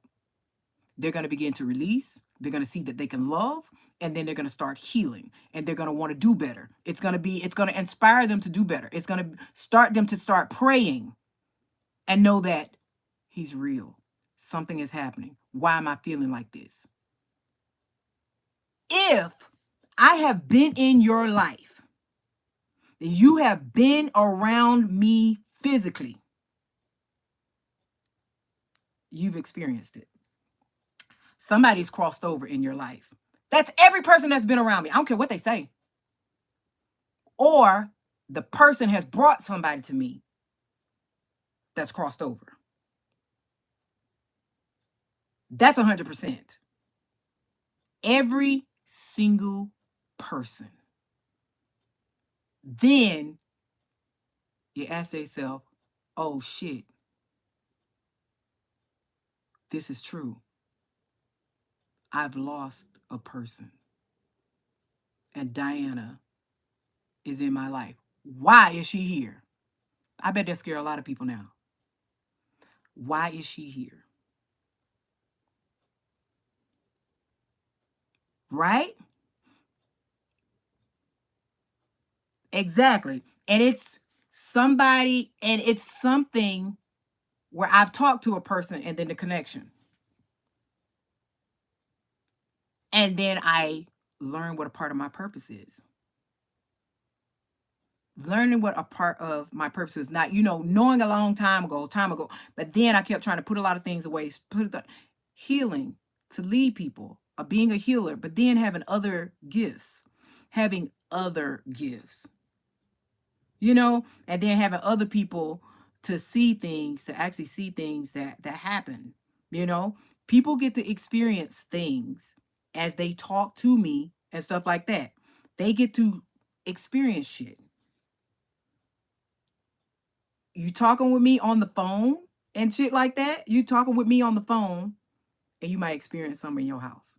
Are you talking to me on the phone and I can tell you what's in your house, or where somebody is in your house, or what's happened in your house? Oh shit, I can sit here and tell you who that loved one was, where they are, what they were wearing, all this shit. I can feel it. I can see it. And it is a reason why I've come across your life. It's a reason. And it's to start the healing process and love and to bring people together. It's a whole lot more. It goes way deeper. And these people right here, it all connects to ancestors. Ancestors and stuff like that, and elders. And, just connecting the dots. Being honest with somebody. Why do I want to lie to you about your loved one? Why do I want to lie to you about I got a fucking gift? I don't know your person, but I can sit here and tell you that this person look like this and this like that. I don't know you. I don't know you. You think that this is something that I would just say, okay, this is what I want. This is what I want to do. No, it ain't that. It's not that. But if I can help you, and if I can love you, and if I can heal you, or start your healing process, or to help you just make it another day, another second. That's all I want to do. Some people, they act out and they get angry. Before I get angry too, be like, fuck this. I don't want to do this shit right here, until I notice when I get upset, shit happens. And then if I get upset at a person, I have to calm myself down. I have to stay calm because I don't want nothing to happen to that person, because then my ancestors going to step in and then some shit going to happen.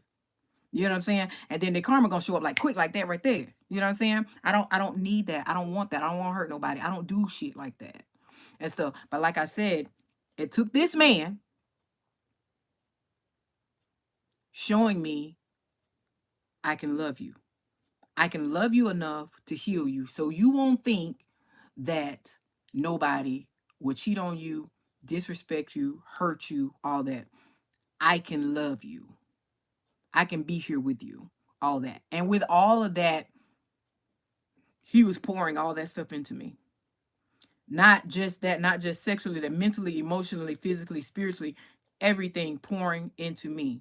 And people have their own beliefs, David was raised up in the church. His dad was a pastor, and they had, I want to say, like maybe 18 churches or whatever. And they rented them out with all this land and all this stuff that they used to do. They rented this shit out. So anywho,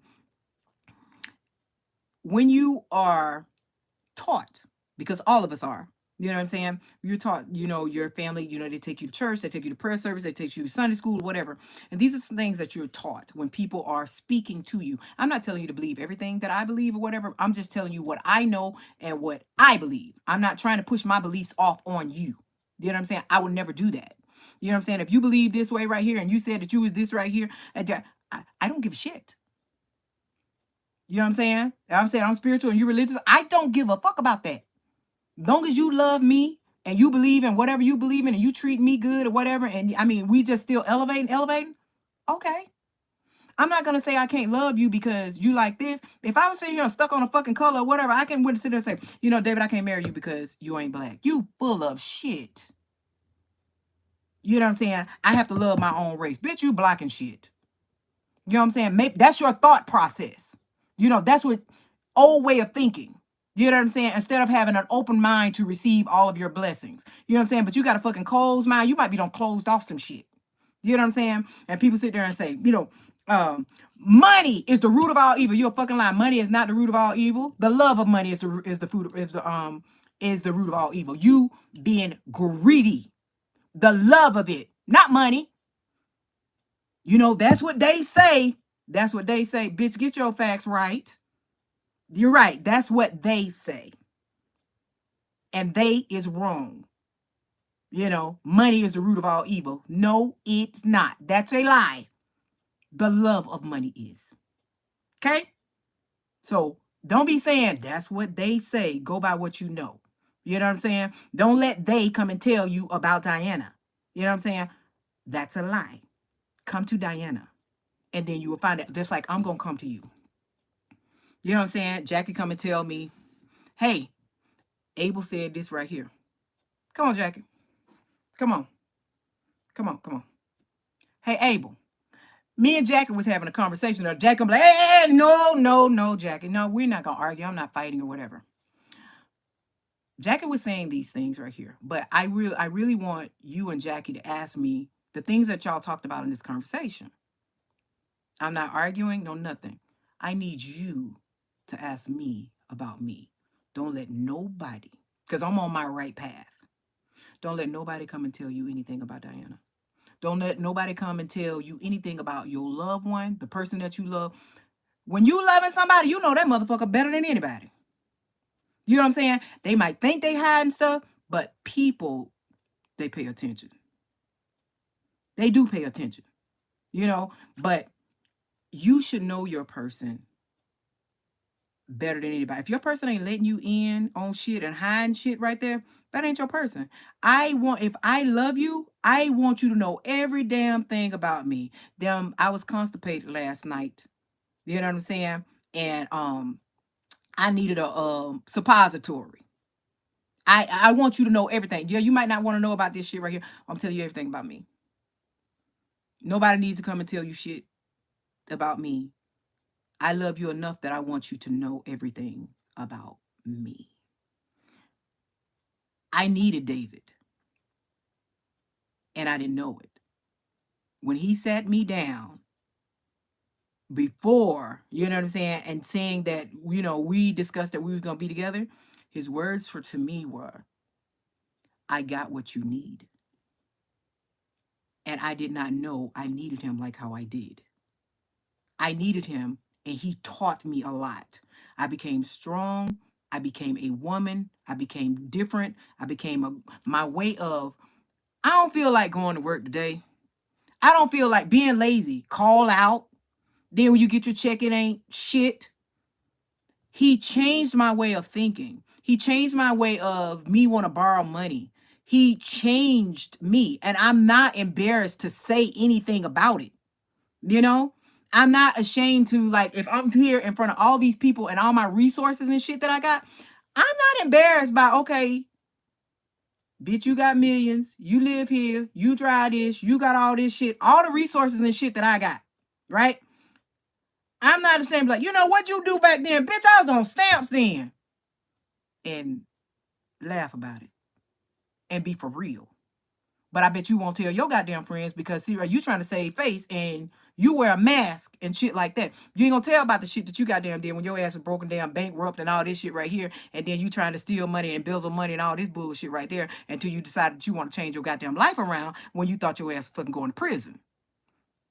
Nah, bitch, I used to be in the robbing business, and that shit didn't work for me, so I changed my life around, and this is where I am on now. I decided that the little bit of money that I had left, instead of me damn taking this shit right here, going somewhere and trying to rob another motherfucker, I decided to take this money right here, the last little bit of money, and invest and do something good with this shit. Even though it was bad, I had to turn this shit into something good. But I gave all this shit back. You know what I'm saying? I only got $5,000 left.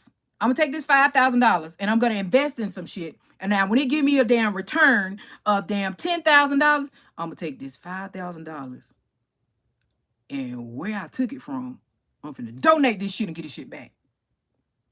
And then when I make some more money, I'm gonna donate some goddamn more.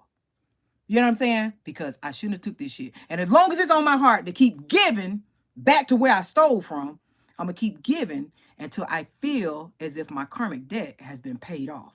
But I'm gonna pray and I'm gonna ask for it. I'm gonna ask first. I'm gonna ask, if my karmic debt been paid off? Oh, you gonna know. You will know. You ain't gonna feel that heartache and that guilt and shit like that no more. It's going to be released from you. It's not going to be manifesting in you. It's not going to always be on your mind. You're not going to be dreaming about that. You know, you stole from this person, that you lied to this person. It's going to be released. But like I said, my ways of thinking, you know what I'm saying? I was always thinking lack mentality. This man showed me different. It wasn't that I was in competition. It wasn't that, you know, I was rebelling, saying, you know, I don't want to know that. I don't want to do this right here. Because he said, hey, if something happens to me, you're going to know all this shit. You know, you're going to know all this shit. These are some of the things that, you know, he knew and all this stuff. Come to cutting grass and shit, this bitch ain't, he ain't cutting my damn grass because he can't do that shit. And come to building and shit like that in the, hey, it come to building in the house and shit like that right there. Now, I'm not letting David touch shit. Nothing. None of that. You know what I'm saying? He couldn't bring that part to the house. And I was glad that he couldn't bring that part to the house. But he can damn go to the goddamn store and then go get me a tool and bring it to the house. Thank you. And I appreciated him for that. And even at the times that I've like to stay up all night working and doing some shit like that right there, at least I was at home. And he loved it. And I loved him. And he took care of these kids and stuff. But he changed everything about me. He changed that.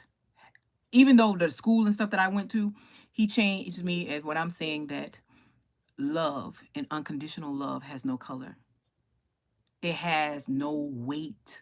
You know what I'm saying? No weight limit. I was fat. I didn't take care of myself. No, nothing.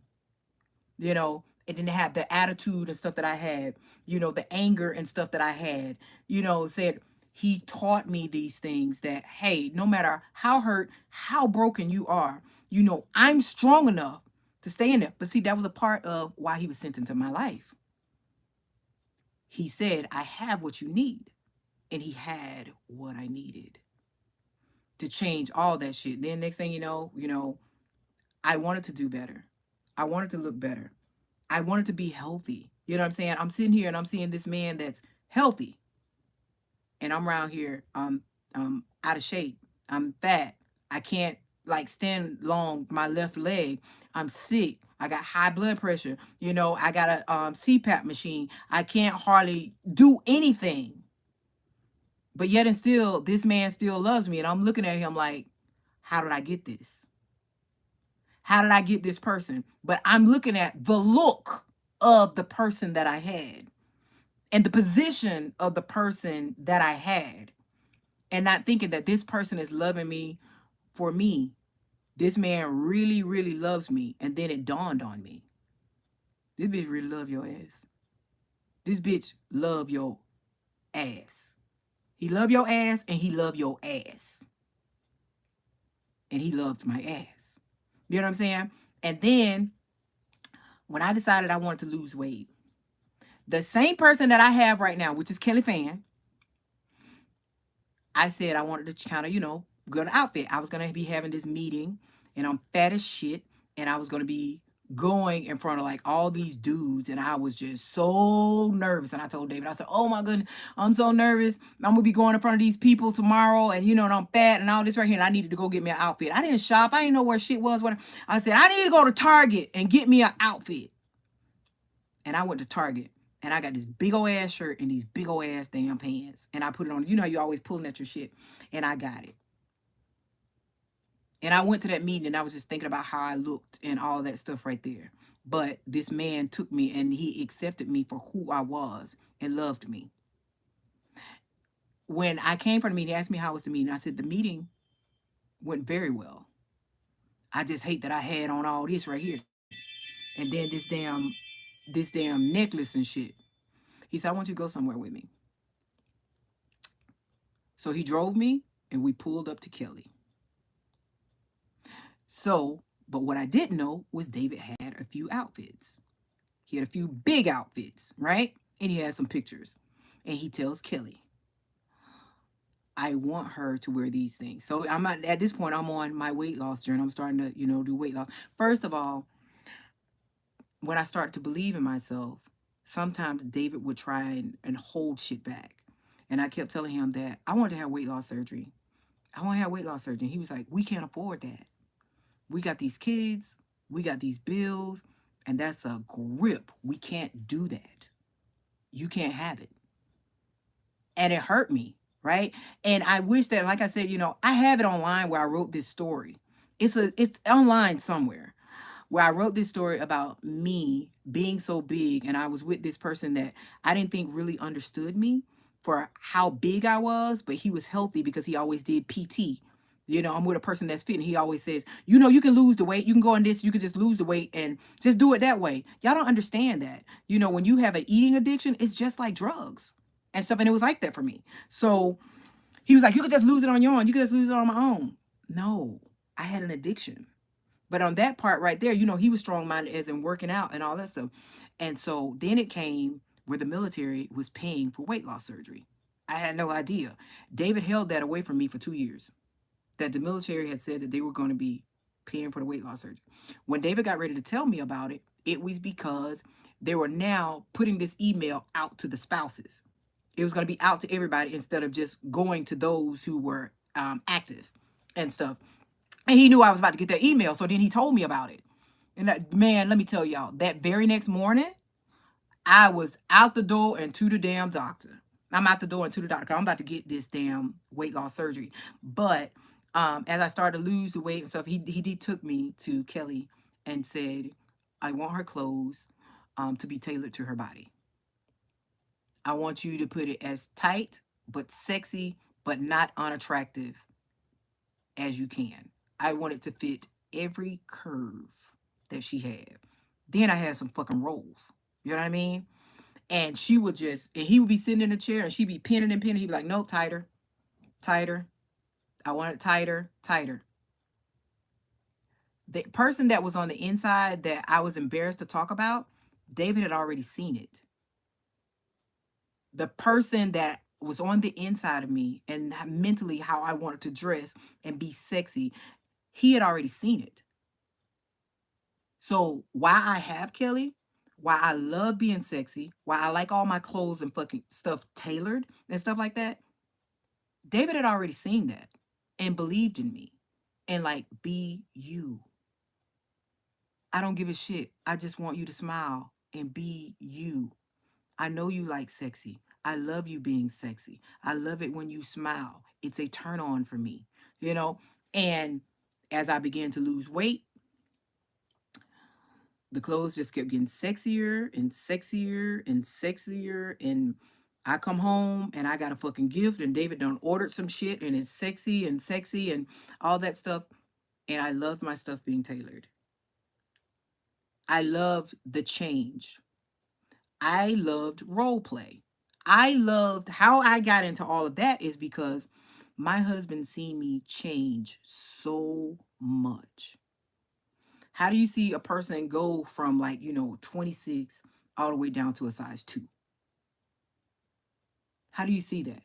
How do you see me going from big ass fucking moo-moos to sexy lingerie? I'm different all the time. I want to wear different hair. I like being sexy. I want to wear this. I want that. All that. He got the chance to see me sexy. That's why if a person wanted to be me or tried to be like me, it'd be hard to be me. A bitch change all the goddamn time. You know what I'm saying? I don't know what hair I want to wear. I don't know how I want to dress. I don't know if I want to wear heels, whether I want to wear flats, whether I'm going to wear sneakers, whether I'm not wearing makeup. Whether I like change. I like that. You know what I'm saying? I learned this person on the inside wanted to come out and this butterfly just wanted to just fly. But this man had already seen this stuff in me and just said, just do it. Go for it. Do it. David, how you like? I like it. Do it. Or if I put on something that ain't sexy enough. Or we go, cut it some more. You know what I'm saying? And that's how I have Kelly.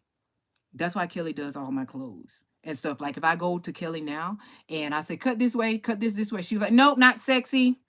David wouldn't like it. Not sexy, not sexy. But I'm sitting here I'm telling you all these things too. It's his birthday. And I know that I'm going to get that sexy on. It's going to be a lot of fucking sexy and I'm going to celebrate. But understand where you are broken. If you allow yourself to say for one moment and turn to the person that you can trust, that you can open up and you can trust to start that conversation, that starts healing. Or to understand that not everybody is out to hurt you. Not everybody is out to take from you. Some people are come to help to start the healing process. Some people really want to be your friend. Some people really want to give you guidance. Some people really want to support you. People want to tell you that you are not a failure, that you can get up, and that you can be a winner. Just because you have failed at one time in your life, that don't mean that you are a failure forever. Bitch, I'm successful. If you ask me that shit, that's what I'm going to tell. I'm fucking successful. You know what I'm saying? I am in this world. You know what I'm saying? People like, I got to wait till I'm rich to say I made it. No, bitch, I have made it. I have arrived. I am here. I don't need any validation from anybody. If this is something that I want to do, I'm going to work at it. I cannot work at what you want me to do. It's not going to work. I have to get it up in here that it's for me. I cannot be successful in your happiness and the thing that you want me to be successful in. It's not going to stay. I'm going to want to quit. I'm only doing this for you. And I can't do it for you. I have to do it for me. I have to do the things that I want to do for me. I don't want you to live your life for me. I want you to live on the path, and then we walk the path together, whether we're friends or whatever. But I don't want you to do some shit because I want you to do it. You know what? You should do this. Why? Tell me why. I think that no. That's just a talent that I have. My heart is in this. I get joy from this. I love doing this. If I did this, I'm only doing this because you told me to do it. I ain't happy. I'm not happy. When you truly start to be honest with yourself and who you are and say who you love. I told Chris, how is it that you have options, right? You have options, and I got options out the yin yang. I'm not going to lie about that. You know what I'm saying? Somebody say, they can date this person, they can date this person. I have options out of this fucking world. Million options. Near and motherfucking far. I don't have like where I gotta see who gonna like me or who wanna date me or whatever. I don't have that. You know what I'm saying? I don't have to where I be thinking about who gonna date me and stuff like that. I got millions of motherfuckers that want to date me. You know what I'm saying? Broke, no broke. Or you can sit here and say, I got this successful person right here. They got this, they got that. I don't want that. This who I want right here. You know what I'm saying? So how David did things. Like how David did things. You can have a lot of people. You can have what you want. You got options or whatever. But you can do it like this. I want this broke motherfucker. That's what I want. Another person say, this person got this. They got... That ain't what the fuck I want. That's not what the fuck I want. That's not where my heart at. You know what I'm saying? My heart ain't in the money. This is what... I would only be doing this shit because you want me to do this shit. It's not going to be successful. It's not going to last. I'm not going to grow. Where my heart is right here. Not this successful bitch. You done did it all. Hold on.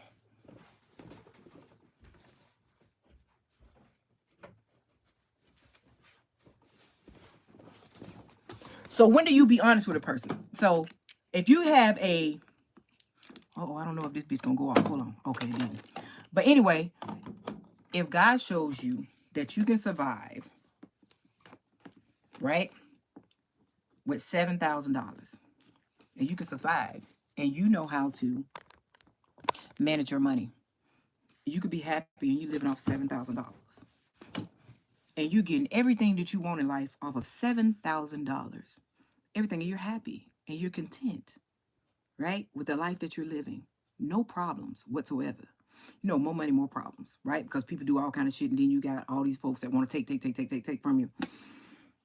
Then you see a person and they got millions, right? They got millions. And you go that route. I don't want millions if I'm happy like this. I'm doing the same thing that this person doing. This person is surviving. I'm surviving. I don't have any problems. This person living their life on their path.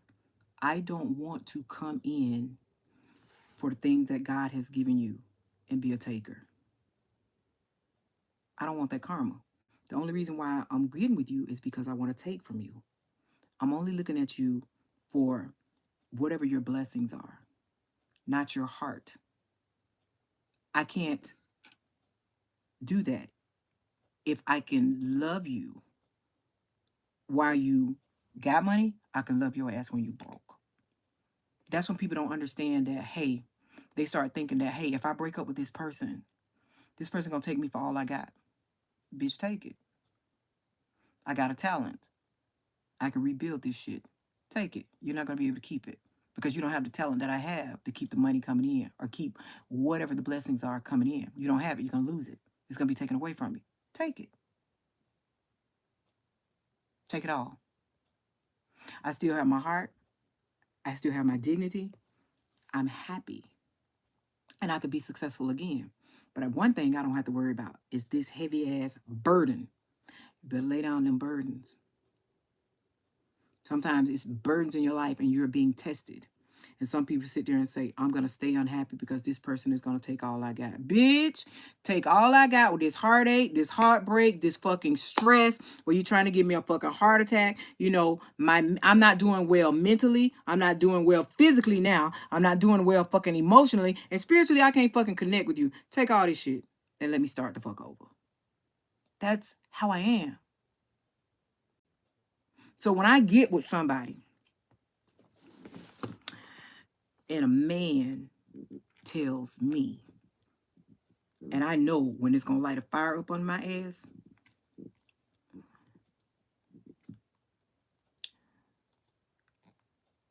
if I am with a black woman, I can't be with my family anymore. I'll be cast out. I won't have access to money. I won't have nothing. I'll be out here by myself. Whatever I bring in is what I bring in. But if I marry somebody black outside of my race, I'll have nothing. Nothing. My dad won't see it. My mom won't see it.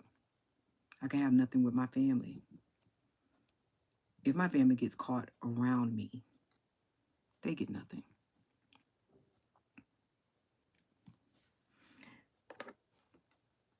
Here you are. You white. Be with somebody white, you have access. Be with somebody black, you have nothing. When a motherfucker stand up and say, I give it all up because I love you, bitch, you ain't fucking telling me that I ain't about to be on your goddamn team and we about to win the fucking world. What? Oh, we gonna have, bitch. We gonna have.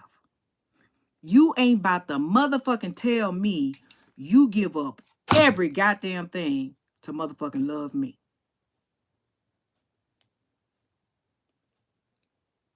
I would be a fool if I think this bitch ain't got my back. When this bitch see me for me and all my faults and all the shit that I motherfucking have, and you say you get... That's why I sit here and say about this shit about these rich motherfuckers. And I'm around them. Miserable as fuck. For $1. Not knowing that they can fucking rebuild and they're being tested. You can't sit here and tell me that a bitch ain't finna hustle, a bitch ain't finna damn do whatever the fuck she gotta damn do. And I say, reach out. Reach out. No, you know, reach out. This man showed me love unconditionally and let me know that money means shit when it came to me. So damn right I told that motherfucker he could sit down. Sit your ass down. I got this. Right. We gonna have. Don't you know that you can be a fucking testimony? Do y'all understand that when you test somebody, and somebody can be chosen, you don't know what the fuck gonna go on. You can have millions. You can have all the riches and the glory and everything you goddamn want. And God will take it all the way away from you. And the one that can't come on your property, and that little black girl, and if you sit there and do that, is the one that come back and take care of your motherfucking ass. Where your money at? What? What? He gave it up. Bitch, we about to win. All this shit he can't have. No access. None of this shit. He gave it up. Then it was taken from you. You don't have it. You lost it. You're in need. But I took from you and you didn't have access because you married black. Then black comes back to take care of you. Without a grudge. Without one. All love. Want to make sure that you have. Oh, if you with me, I'm riding with you. But I had a person that showed me that money meant nothing. A person that was in my life that wasn't a taker. That's why I say building from nothing. I know what it's like. The best foundation fucking ever. Have you ever been broke with your person and then come back up? Not a motherfucker that gonna be off the fucking hinges if they damn losing money. Oh, I'm losing this. I ain't got this right here. I mean, they just psych the fuck out. You ever been with a motherfucking broke person that ain't got shit and then they come up to some shit? Man, them about the strongest damn people ever. Strongest.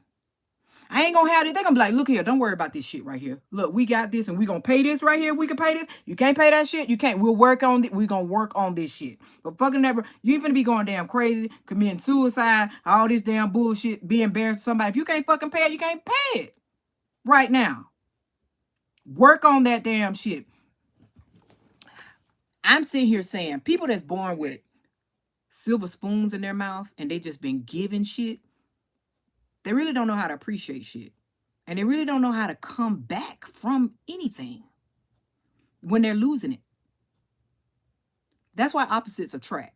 You're going to have a broke motherfucker, you know what I'm saying? And you might have a person that might have some goddamn brains. You know what I'm saying? You might have a street motherfucker, then you might have a book smart motherfucker. You know what I'm saying? The balance of that shit. The balance of it. Balance that shit out. Learn to forgive and shit like that. But a motherfucker, I had nothing. Seen somebody that had something. That gave up to have nothing to actually build something. And it was an awesome relationship. Awesome. No matter what was going down, when we went without, and we didn't have it, but we built everything, and that shit was motherfucking solid. That shit was solid. What he saw on the inside came out. What he had that was taken away from him, I got back then damn more and still motherfucking hustle. You know what I'm saying? It wasn't about that. I learned that this person loved me for me, and he healed me from some of the things that I had seen, some of the things that had happened to me and all that. And I learned to love. But my only thing was when David passed, so who's going to love me like David? It wasn't supposed to be like that. You know what I'm saying? I was supposed to experience that love only with David. And if I experienced love again, it was just going to be with that person, the next person, or for that chapter. But I didn't think that I could love again. But I did learn that I could love again. I do believe in love no matter what. When you've experienced something like that, you will always believe in love. You will know that you can heal. Even though that I don't have David physically and stuff like that. But the love that he gave to me when it was enough to carry me a lifetime. I mean, mentally, physically, emotionally, spiritually, in every way that this man fulfilled me, he gave me enough for a fucking lifetime. And if I can come through healing like that, you know what I'm saying? I know that I can be a leader and I can show people that they can be healed. I can show people that you can still love, still after death, after things have been, done to you. Things that have been taken from you, people that have lied to you, mistreated you, beat you down. You know what I'm saying? That you have went through, like fighting people, fighting in relationships, and all this stuff that you guys have been through, being broke and all that stuff. Right? Don't tell yourself you're gonna be broke.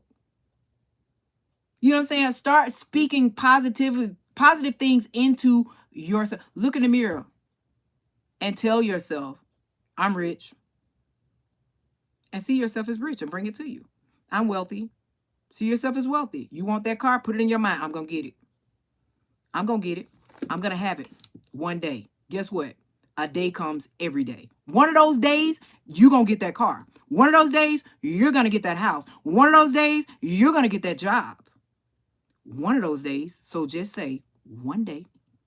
You don't know which day, but it's going to be one day. You're going to have the love and the desires of your heart. Now, you can't go trying to force it. You know what I'm saying? You cannot go and force it. Oh, I'm going to make you love me. No, you can't be upset with a person and be like, I'm going to make you love. I can't do this right here because he going to do this, he going to do that. No. What you going to fucking do, if you love him or you love her, you going to turn shit around, because the way that you've been doing shit ain't fucking working. You going to go actions, goddamn. Be Mr. or Mrs. Show me. Babe, I done changed. I'm telling you, don't tell me shit. Show me. I saw a motherfucker show me that money didn't mean a damn thing. Money didn't mean a damn thing. I walk away. I believed in him. He believed in me. Don't take nobody's life. Don't say, hey, things come too easy for that person. You don't know what the fuck going on. Why shit come easy to that person? You don't know how hard they damn working. You don't know what they had to give up. You don't know what they sacrificed in order to get that. You don't know. All you know is you on the outside looking in. You don't know what the fuck done went on in somebody's life. You don't understand why they are loving like that. Like, damn, they always in love or whatever. You damn right. If I'm in love and I love a bitch, I love her. And I'm going to tell the world. I ain't going to hide you. If you got a motherfucker that going to sit there and they going to hide your shit, it ain't worth it. I won't be hidden from no goddamn body. It's fucking disrespectful. You know what I'm saying? Disrespectful. If I love you, I want the world to know that I goddamn love you. I ain't hiding you from no damn body. Nobody. You know what I'm saying? I like this motherfucker that's still damn with this fade and fucking high right. He ain't left the damn 90s yet. The early 90s. This bitch still wearing a high right and a fucking rat tail. That's what I like. That's who I love. You know who Diana Love? No, you done seen him before. No, you done seen him before. No, I ain't never seen Diana Boyfriend. You know that man with that damn high right and that goddamn rat tail? Oh, y'all seen that motherfucker down there on 10th Street? Yeah, I like the motherfucker with the rat tail and the goddamn high right. That's who the fuck I love. That one. It ain't about how he look. It's how he's pouring into me. David poured into me. He poured so much into me that I can actually share it with all of you guys. It's his birthday, and I want to tell you guys that you can love. You know what I'm saying? God is love. You're capable of being loved. You are successful. You have not failed. It is somebody that's out here that wants to love you. You just have to allow it. You have to allow it. And not only that, you have to say, you want healing. You know what I'm saying? And if you don't know, say, show me. Some people don't know what love feels like.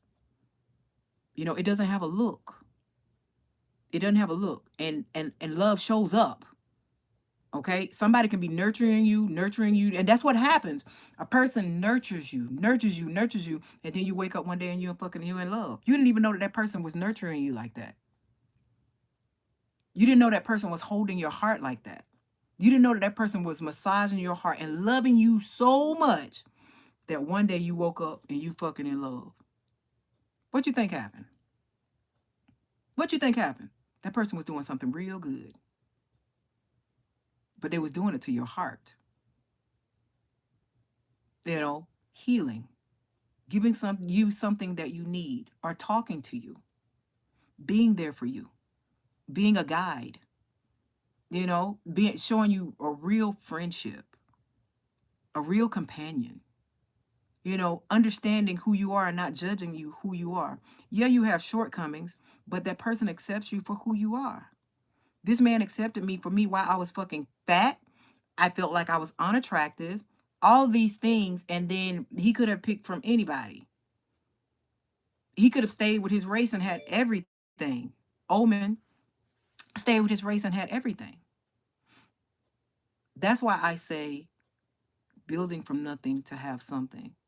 And not only that, when you have a person that's had something and then they don't know how to go to nothing, but you've been there. That was my strong point right there.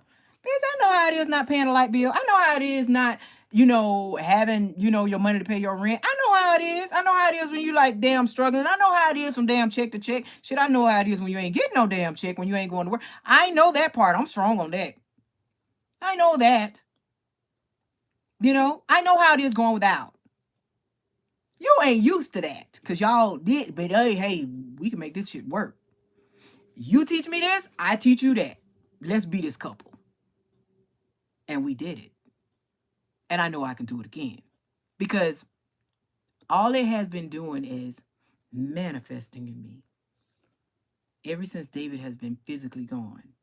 And it is a fire up under my ass now that is going to take me to heights that I have never seen before. And I speak these things over me and into me.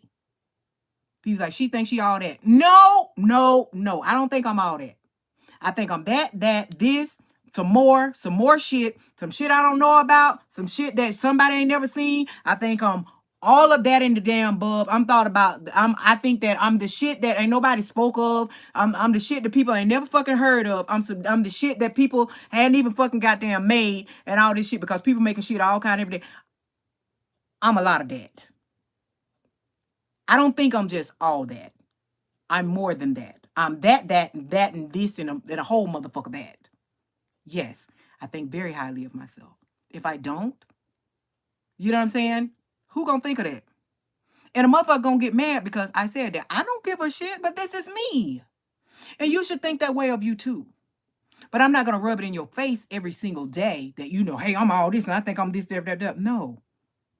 I'm just gonna walk my path and I'm gonna walk in confidence because I know what I'm going to do. You know what I'm saying? I know where my mind is. I know what I'm already manifesting. I already know what I'm doing. I already know where I'm walking and stuff like that. I know where I'm going and I know how I'm going to get there. I'm focused. Nobody is going to take that away from me. Now, a person would have to be strong to be with me, right? You don't have to come strong. You know what I'm saying? You can grow and we can become strong.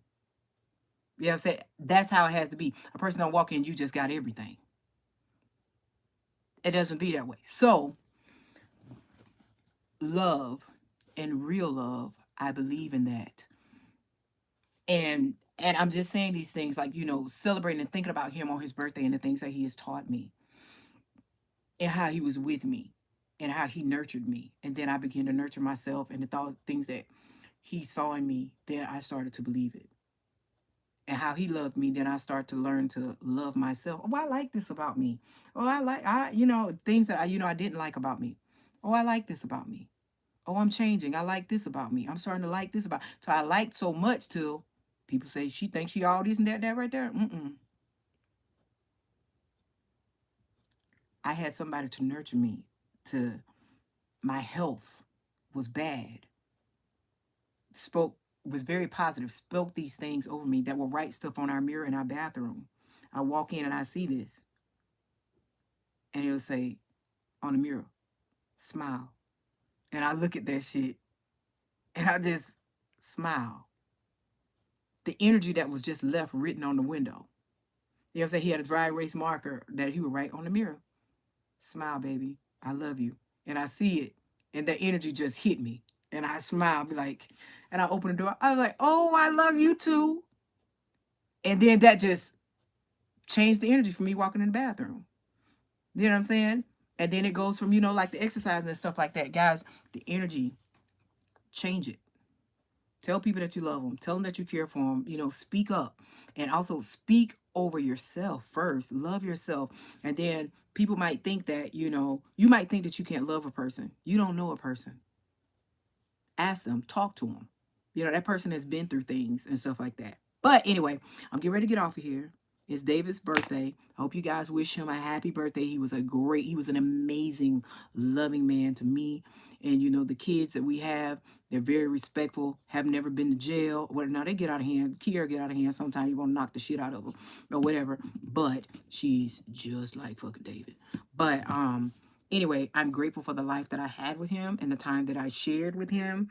And I can only imagine him being happy for me, that the things that he taught me and that he instilled with me, that I'm going to take it far and take it to another level by investing and showing somebody else that they're worth being loved and that we can grow, right? We can grow and it can be big. And whether it's a friendship or whatsoever, invest in your friendship, but make sure they're real friendships, and speak up. Don't let anybody take from you. Once you start seeing the problem, not a fucking red flag, the problem, you know what I'm saying? Speak up, speak up and just love. Love. Everybody is not going to be perfect. Do not take abuse. Enjoy the fruits of your labor. Do something good for someone and then watch the blessing that you receive. The blessing doesn't have to be money. It could be your real life lover, where God comes in and everything that you have ever wanted in your life. It'll probably come in a package that you would never open or you didn't expect. But whatever is in that package that you never thought that you would date, you know what I'm saying? Whether it was a black person, white person, Asian person, short person, tall person, fat person, you know what I'm saying? Person that you're unattractive to, is something in that person that's for you. It's something in that package for you. Don't think about what your friends say about how this box looks or where you got this damn box from. I got this shit at the trash can. One man's trash is another man's fucking treasure. Okay?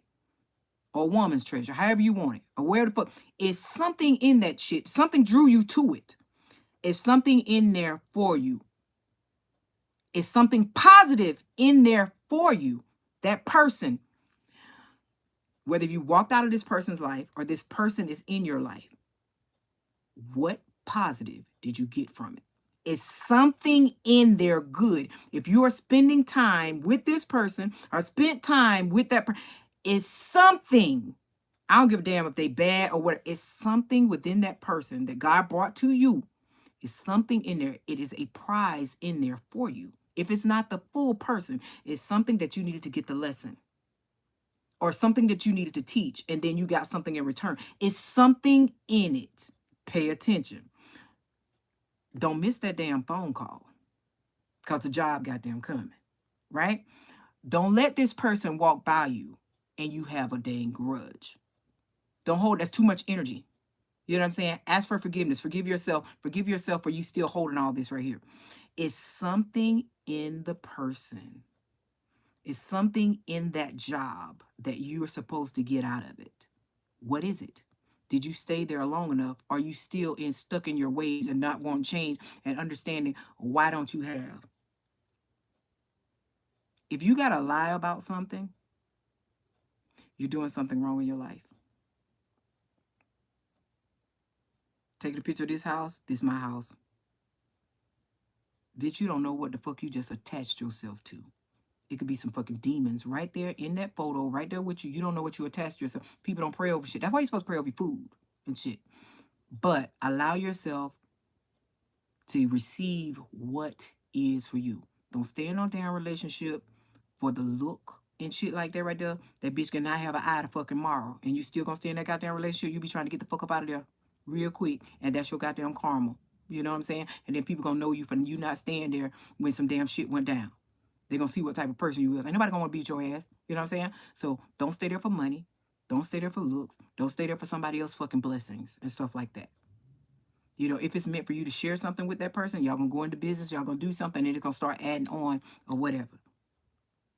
But don't think that you're going to walk into somebody's life and you're going to fucking take. Because soon as God has had enough of you taking, they're going to take that person from you and they're going to place them where they need to be with your replacement. Somebody that really, really appreciates them. Appreciates them.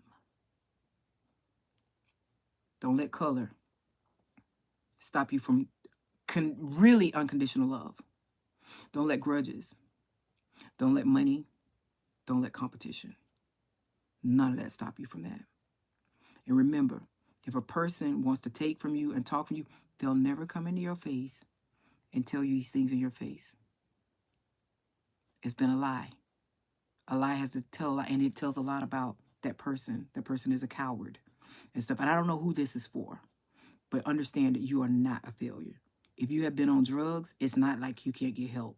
If you're an alcoholic, it's not like you can't get help. If you got a food addiction, it's not like you can't get help. If you have been down, it ain't like you can't damn stand the fuck up. If you have been lonely, it's not like it's somebody out there that cannot love you. If you have been hurt and you have been broken, it ain't somebody that's out there has not been hurt and broken that's overcome this and that actually can help you, guide you, help you, and bring you through this. You know, and then you might be a person that you're going to go out there and then you're going to speak on it. You're going to tell the world about what happened to you, how you got through it and stuff. You will learn what you will fall in love with. You'll learn it because you don't damn know it. You don't know it. You're going to learn it. One day you're just going to be in love with this. Whatever it is or this is, you're going to be in love. Or you're going to come to, why the fuck am I think about this person? Because you love them. Or it's a true friend. It's a real friend. It's somebody that you can trust. Now you're learning who your tribe is. You're learning these things. You know, it's just like, how can you love me and hurt me at the same time? You can't. It's either one or the other. Somebody, you know, I only beat you because I love you. No, you beat me because you got a fucking problem. It ain't a red flag. It's a fucking problem. You know what I'm saying? And why I'm here, I am praying and I'm asking God to release me from this. Release me from you. Trust me. Change coming and you leaving. You know what I'm saying? So, happy birthday, David. Baby, I thank you for everything that you have ever given me in life and these kids, the things that you have taught me, how you have loved me inside and out, unconditionally, giving up every single thing for me, showing me how to grow, showing me how to love, showing me how to trust, healing me, you know, and showing me what I have to offer the world, showing me that when I have nothing, I have everything because I had you. And it makes me so emotional. For people who think that money gives them everything, but just a person stepping into your energy can be everything. So you guys need to understand what love is, having people in your life, and appreciating people in your life. Because when they're gone, you'll understand why that person was in your life because you'll see what was missing. But it's up to you to get the lesson and say, I'm going to move forward. I'm going to move on. I know what I've learned. I know what I taught. I know what I was taught, and I can do this again. I can build again. Money is not love. Hurting people is not love. Hurt people hurt people. Hurt people need fucking help, and they can get help. But I am so grateful to have had this man in my life. You know what I'm saying? I am so grateful for him loving me emotionally, unconditionally, the way that he did. And now I'm on this path to share this with the world. And I'm sure that my story is going to go a very, very long way. And for his 68th birthday, I am saying that it is a fire lit up under my ass to take this shit to heights that has never been before. No, at this point right now, a bitch is not a millionaire, but a bitch is fucking getting there. Trust me, I will speak that shit over my life and into me over and over and over and over again. And in this lifetime, you guys are about to see this shit. So anyway, happy birthday. I love you, David, to the moon and back. I'll talk to you guys later. You guys have a good night. Talk to you guys later. Bye. I love y'all. Bye.